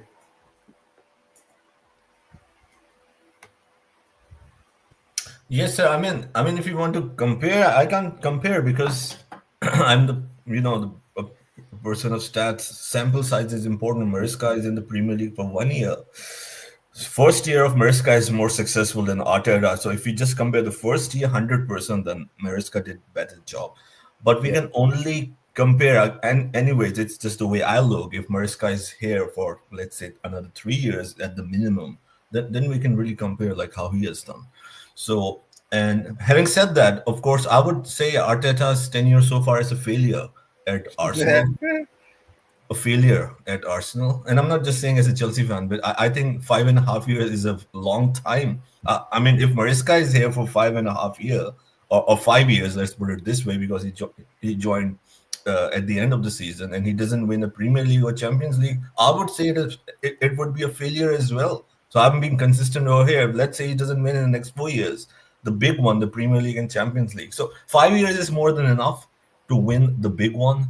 And I think, as you said, that this is the last season. I agree, but I think he should have already have been sacked, but they probably didn't sack him because there was not any better option. But yes, football is fine margins. Twice he was in the title race. Last season, he had the opportunity. He had the best opportunity when Man City didn't show up because 22, 23, 23, 24 season, it was a title race between Arsenal and City. Last season, City disappeared and so did Arsenal. So, I mean, it's a failure. And Slot came in and won that. So, but he's a good coach. If we have to be honest, he's a good coach. He's not a bad coach. He has really improved Arsenal, and they play very beautiful football.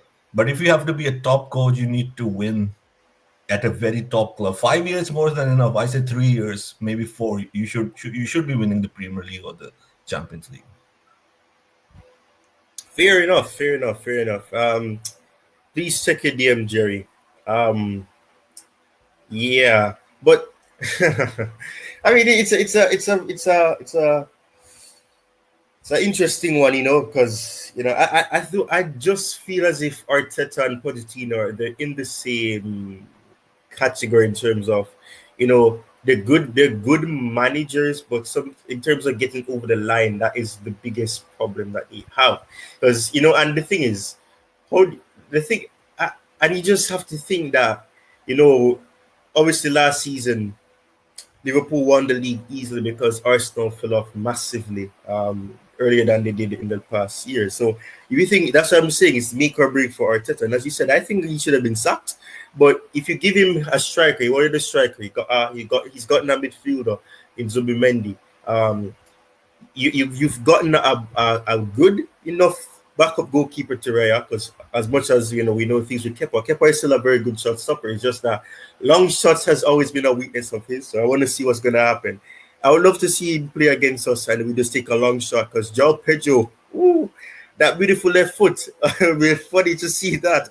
But no, all laughing aside, it's make or break for Arteta. There's no more excuses that he can give about that, But and don't forget that a lot of managers would be available, not only that are in the club who will be like at the end of the contracts. You will have the likes of Nagelsmann, many other managers that are serving for the international teams in the World Cup. So Arsenal would have good options to go for if Arteta is not successful. That is winning either the Premier League or the Champions League.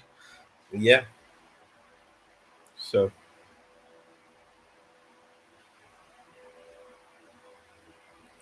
yeah. Oh, okay. Yeah. So DJ just sent me something. So let's see. Salomon Kalou reacted to the game. Okay, I saw that yesterday. A blast from the past, man. An excellent play for us. We're under it. Okay, I see that. Oh, but this. I'm going to see if I can get it up on here. This is kind of funny. Okay, so let me start with the Ekitike one, because apparently Newcastle are doing business, and it's like what you said to me, Jerry. That you did your prediction, because we're gonna do a Premier League prediction show. I know that Yosef is probably gonna do that as well. So yeah, I'll do a video for that. Yeah, definitely. Yeah. But it's interesting to see that Newcastle are not missing a boat. They're very serious, and yeah, I've seen the news for that as well. Ekitike. Yeah. Is it being shared? I think, okay, this is moving slow. The David Ornstein has come out with something as well, to be fair. Yeah. So, this was the one that I saw first, though, from DJ. But it says, Newcastle have sent a delegation to Germany to discuss terms with Hugo Ekitike as they push to secure the Frankfurt striker's signature. Talks have begun with Frankfurt as well. Newcastle have waited until July to make a move due to new financial year, and I believe Ekitike's 100 million price tag will drop later in the window. Ekitike has been on Newcastle's radar. Okay, so It's from Alex Crook, but Ben Jacobs was quoted. Okay. Since before he joined PSG in 2023. What do you guys think about that, considering we were linked with him? Yeah. Go on, I'll let someone else answer. I'll come after. Go on, whoever else wants to answer. Go for it. Yeah, You're I right, bro. mean, I'm dying over here. Right, Ty. Tyrone, get some milk, Tyrone. Get some milk. You're right. You're right. Or some water, bro. Yeah, thank you, Go on. Yossi, for sharing this. I'm Yeah, gonna go get some water, man. I'm dying. Oh this is the gosh. tweet from this is the tweet from Tyrone, go, David. like if it requires, I will ask. Go, man, get some water. Yeah. Tyrone, if you want someone to take over, then yeah, that's fine. Like until okay, you're okay. Right, okay. I'll just read this tweet out up until Tyrone gets back. Newcastle working on deal to sign Hugo Ekitike from Eintracht Frankfurt, not yet agreed or close to being done, but talks continue over a potential deal, 75 million euros. Newcastle want 23-year-olds for a 23-year-old forward to play alongside Alexander Isak. I mean, this would be a very interesting move. Like, what do you think, DJ, about this? I'll go on, Josie. I mean, you've been quite. I'll answer, bro. Let Josie answer, bro, because he's like the. What do you got? I'll let him. Go on, Josie. You answer that one. Bro. What do you make of that? DJ, go ahead. DJ, go ahead. I'm just checking on Tyrone. Please go ahead. Yeah. Basically, do you know what? It doesn't surprise me. I'll be real with you. They were linked with him in 2020. I think they were linked with him in 2023 when he first emerged out. It might have been even earlier than that. And I think even Chelsea were looking at him at the time as well. And obviously PSG got a deal done for him. I said it already. He's a good player, mate. I think he'll suit Newcastle to the ground. I think alongside Isak. I think from seeing that, it looks like Eddie Howe is doing something similar to Joao Pedro. What Chelsea done with Joao Pedro. He wants to have someone to be alongside the main striker. And what a play to have what two plays to have alongside. I think I do rate Ikite very much. As you know, I wanted him at Chelsea before as well. I think he'll do very well if he was to go to Newcastle. I think he'll be an excellent buy. Can you imagine him, Elanga, and Isak if they keep hold of Isak, by the way. That's to be crazy, bruv. Yeah, that's to be crazy. I will say I am doing an FPL league for my YouTube channel. So that Newcastle front three is going to be in my FPL a lot. I'm just saying that now. So yeah. Well, by the way, there will be a separate video on that on my channel for FPL. I will put like the code and everything, and the league will probably be called like the Joseph Chelsea Blues League. But yeah, that's going to be a very good FPL league to see how it goes down. It's going to be mad if they get him. Listen. I mean, obviously, good luck to them if they do get him. Because I think he's an excellent player. I think he needs I think he needs to move to the Premiership. I think he needs to come away from Germany now. I think he's been there long enough now. Maybe a year and a bit. Maybe I know he took over from Mamouche, but I think he's an ideal player to come in and help. And let's be real here. And my understanding is Frankfurt have already signed a striker already. So even if I think they've already bought one in already. So I think if Ikikite stayed along there, that's been a bonus for them. But I think if they'll get the right money for him, they'll sell. And listen, they better get in there quickly because I know Liverpool are looking at him as well. But Liverpool probably think if they get Ikikite, they're going to probably allow Newcastle to go and get him. Because then Newcastle are going to think automatically, Liverpool fans are going to think automatically that they're going to get an easy take on Isak. It ain't going to happen. Yeah. Not for the money that Newcastle want for him. And I can't see for the life of me Liverpool forking out that much of money on over 100 million on two players in one transfer window. Exactly. I might be wrong. I might be wrong. Yeah. After they just spend that money on Verts, I don't think they'll do that. Yeah. But yeah, I mean, whoever gets him, whether it's Liverpool, whether it's Newcastle, he's gonna ball out there because I do rate this kid. I think he's an excellent talent. Yeah. Ty, you all good? Yeah, you better now, bro. I should be, man. Oh my goodness, man. You have some water. You had some water, yeah. Yeah, I came prepared. Good. Okay, I can tell you this is not rum. This is actually water. okay. That's good. That's good. That's good. Yeah. Oh my goodness. But yeah, man.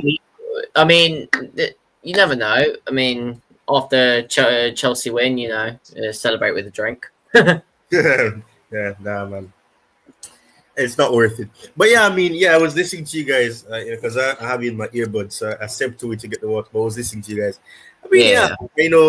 with what Giovanni's saying here, on Sanchez, recent performances needs to be credited as well. I haven't really made game-changing mistakes like he did in the Premier League last season. Played risk-free and it paid off. Yeah, I mean, there was no limitations. Only one incident in the game yesterday.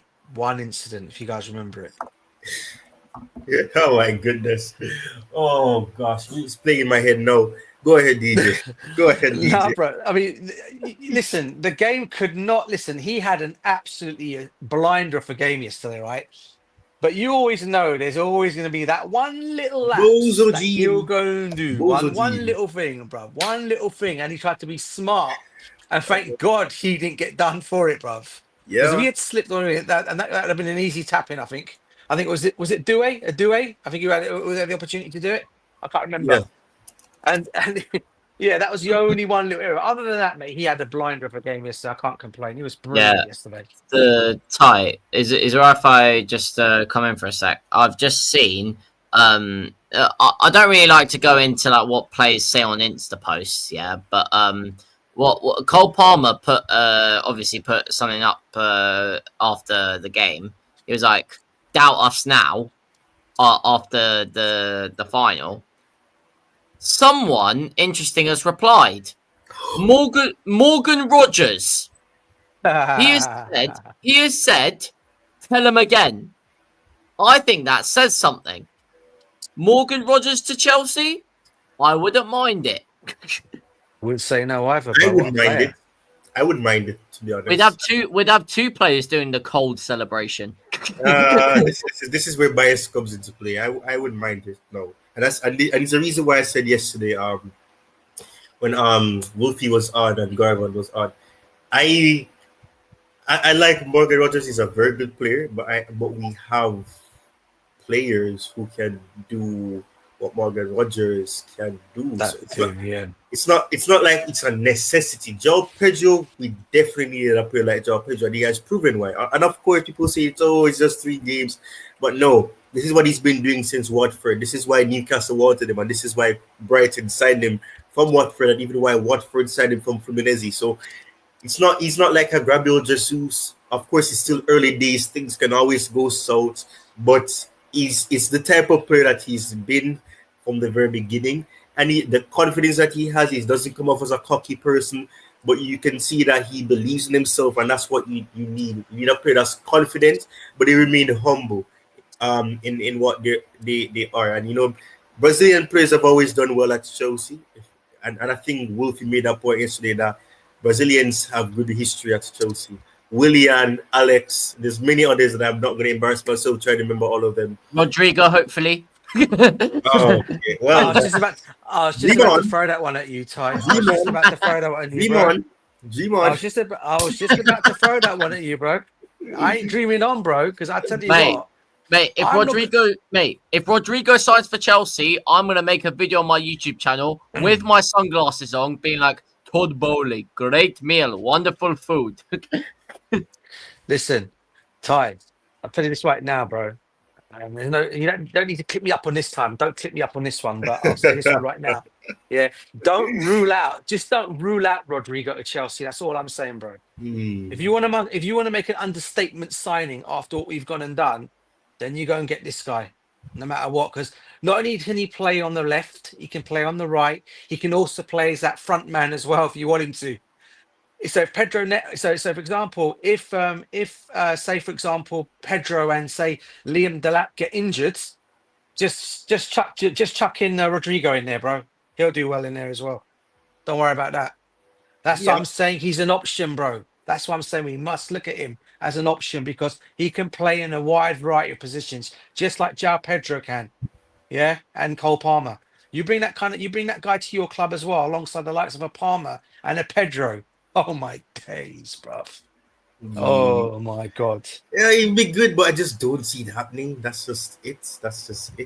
And we talk about saying, but I don't know if you guys remember when Todd Bowley first came out with his regime. Do you know they always say what they do is every time each season comes around and they win something, they always add a superstar sign. That's what they used to do in America in this franchise sports there. They always add a superstar. Wow. Yeah. So if we have gone and now won 2 trophies on the spin, okay, people can laugh at the Club World Cup can laugh at the Conference Cup all they like, yeah. We complete what that does for Chelsea. It made us complete the set. People are still laughing at the Club World Cup. People are still laughing at that. Bro, it made us complete the set, mate, and we've just gone and done the set anyway. We complete everything in the game. Man, I don't understand. It's a big trophy. Exactly. Do you know what I mean? And I don't want you even think of this, Jerry Z, right? I don't know what you think of this, bro, right? About Rodrigo, mate. Would you say yes to Rodrigo coming to Chelsea? Oh, it's a very interesting question. I have to really dive deep into it. Like, if we just say as a player and we'll say, okay, fine, but we have to see how the players that we have, Joao, Pedro, Palmer, Enzo Maresca system, how does it fit in? Like, do we want a player who is like more fluid? Do we want another player who's more fluid up front? So all these question marks, again, like, so I don't know. To be very honest, if I don't know, we got Stavo as well. We got Stavo as well. Let's put it this way: is it the right fit for Chelsea? So, to answer that, I'll probably have to do more research. To be very honest, you know what? I don't see why he can't be a right fit. To be honest with you, even with, I mean, think about it, right? Yeah, he's got already 3 countrymen there already playing in their game. You got Pedro, you got Estavo coming in, and you got Santos.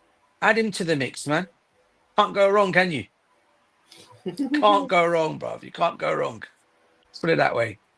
And then you got also, if you want to throw in because of the Portuguese speaking in there, you got Neto in there as well, mate. Come on, you know what I mean? Vega's still there. Yeah, he's not gone anywhere yet. So you know what? I don't see why I wouldn't mind someone like Rodrigo coming to Chelsea, honestly. Okay. I think I'm not going to let you guys convince me. Yeah, I'm not going to let you guys convince me. I'm going to. What's the word I'm looking for? I'm going to limit my expectations, and I'm not going to expect. I know. Bro, but this is hilarious that you also said to me, DJ. The joke inside the Chelsea camp is that Noni Madueke could show his Club World Cup winners medal to his Arsenal teammates. They've never seen one. That is funny. But it's also funny because they're gonna have to mail him his medal. So it's got.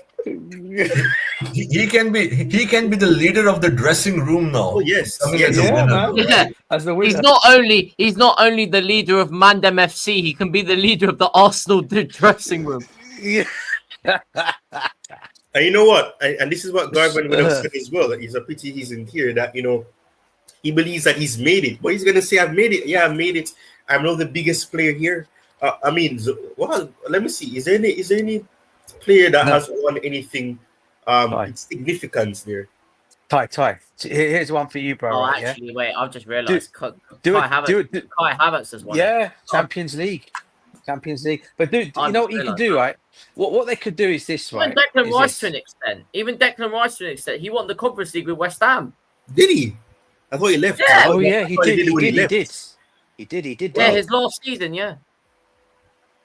So what he could do, along with I throw, and listen, let's be real here. Sorry, go ahead, DJ. Just to add. I was just going to say, sorry.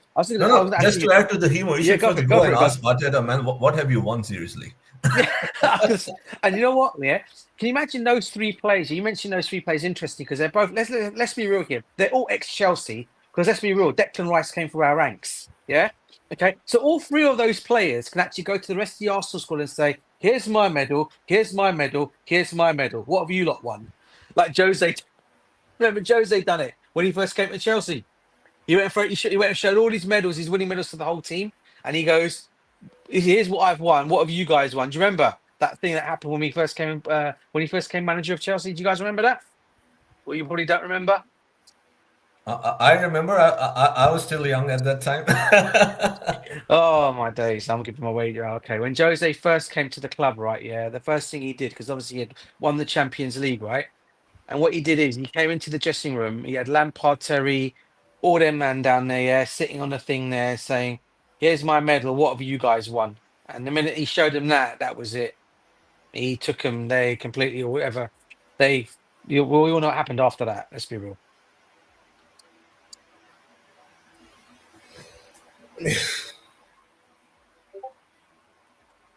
You're right, Ty.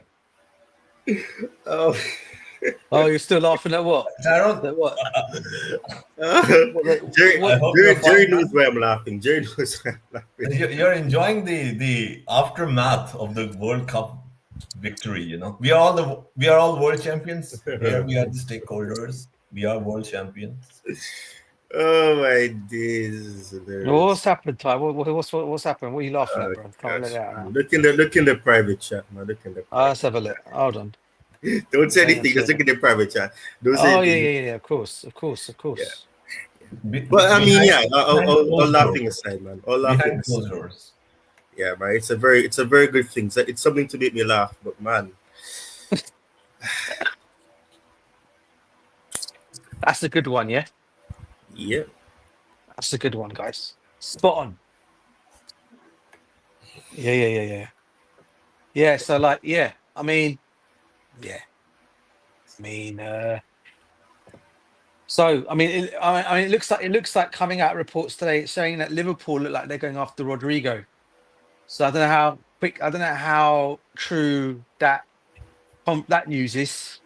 We'll see. I don't know how true that news is. You know.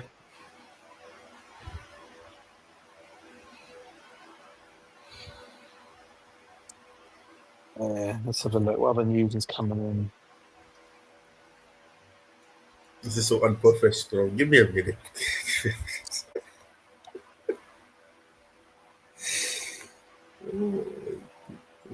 Yeah, this Arsenal fan, yeah. I don't know how. Bless you. Yeah, this Arsenal fan, right? Yeah. I don't know. He keeps tweeting so much nonsense. I don't know if you've seen this. Have you seen this guy on Ty? Because I know you go on X, yeah. Have you seen this guy called Well Beast for Arsenal? He's a big Arsenal fan. You said world beast. His name's he calls himself Well Beast. Well, He's knocking Chelsea. You go and look at his view. I think what he's doing. I think he's got his viewings right, and I think he's got his so many subscribers on his stream on his what do you call it on his X account, because he just sits in day out spamming Chelsea every day because he's got nothing better to do with himself, right? Yeah. So he sits there moaning about Chelsea, they're this and they're that, they're this and that. So I've been messaging this guy every day. He puts something out there. I'm coming back at him. And the last thing he's put on here now is he's actually got quite a. He goes, "We will never hear the end of it. They'll spam the trophy pictures everywhere." You know He's what? damn You all know right. We're what? going to do that.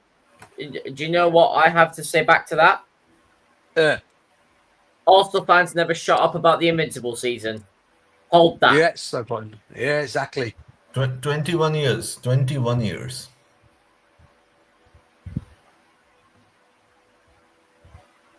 Oh, I think I know you're talking now. The guy that has up Gabriel as the profile picture. That's the one. That's the dude. Yeah, man. He blocks me. But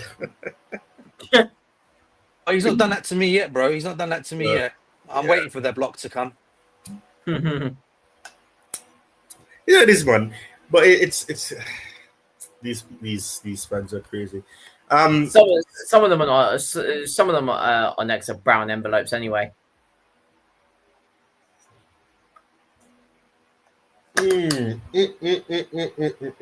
Ty, have you seen his? Have you seen his followers? That dude I'm talking about. Yeah. He has 500. He has 500,000. Yeah. Who is he? Who is he? He can't have that many of them, man. Yeah, and I'm struggling to pass 3,000. Wow. Damn, Well, the cult usually grows faster, Mm. I don't get it. I don't know. No comments. Okay. Damn, man. No comments. Just land the minerals. Just land the minerals. Oh, my goodness. I do it all the time, man. Give me the echo. That give me the echo.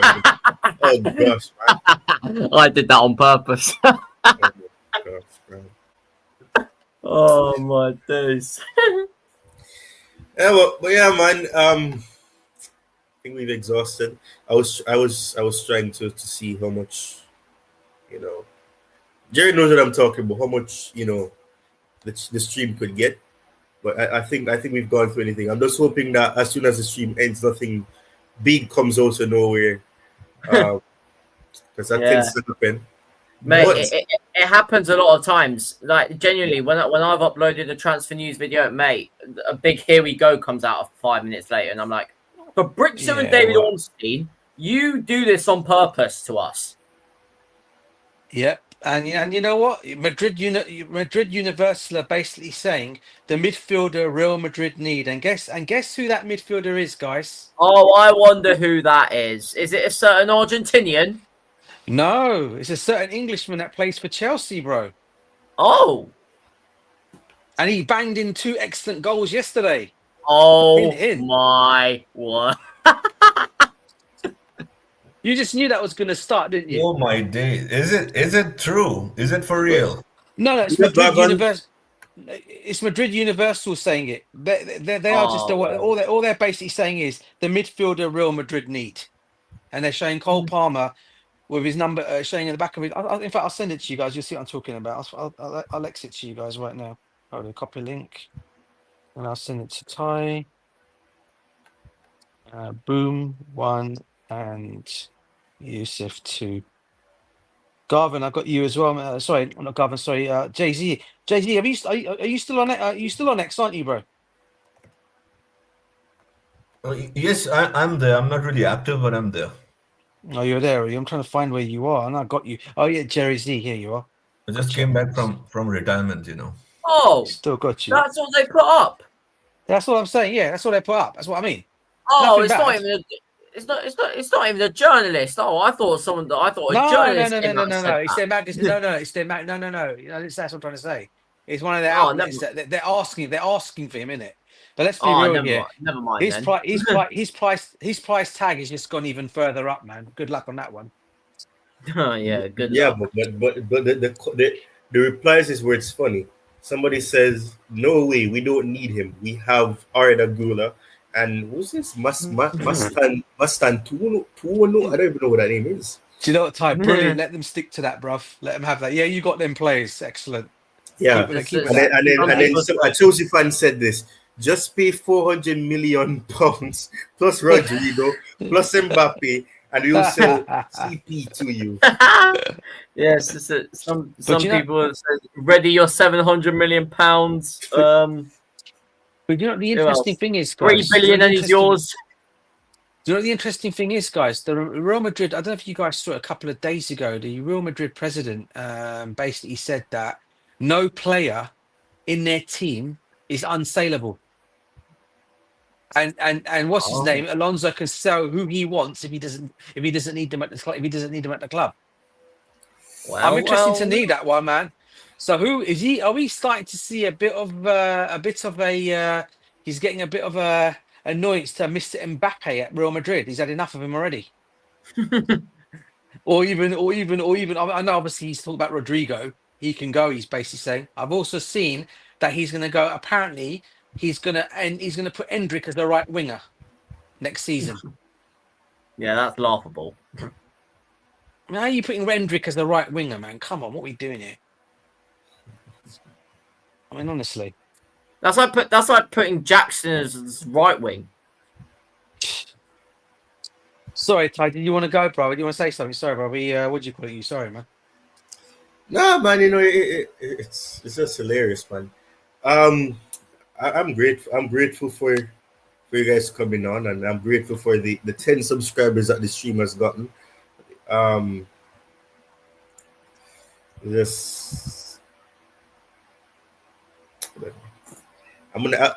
say it after the stream ends. Anything else you want to add, Jerry or Joseph, or even you, DJ? I'm good, bro. I'm good. No, I think that's it. No, it has been a fantastic stream with great It's been an panelists, excellent stream. objective definitely. views, discussed a Brilliant lot of things. stream. Yeah, amazing People stream. smash it like a Smash a subscribe. like, subscribe. That's So yeah, all. that's the most important thing. Please do so. It will only take a second or two, but would really help the channel. Yeah. Yes, definitely. Well, that being said, thank you all.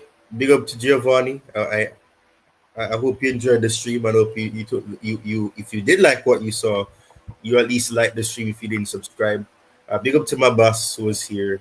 Garvan, who's a legend in himself, said all the legends. Big up to you. He was here earlier than Yeah, he big up to came back Garvin. again. Big up to Big up, Garvin. Big up Garvin. to Prof. Big up. Yeah. Big up, mate. Big up, mate. You have Poggy who is here, who's now a. You know what? I'm gonna make Poggy a moderator. She's been on the channel long enough, and she's warranted getting that moderator as well, moderation I should say. Slim Agent, big up, said love the content, keep it up, lads. Appreciate that. Owen Hearts, of course, is also a moderator and being supporter of the channel. Said we're waiting. That was when the stream didn't start on time.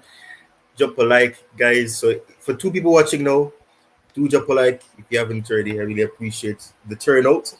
But as I said, I want to discuss something with you guys after the stream. So let me just do what I need to do, and then we can. If you guys have the time, I'll talk to you guys. But anyways, let me. The less said, the better. Yeah, cool, bro. Yeah, all good.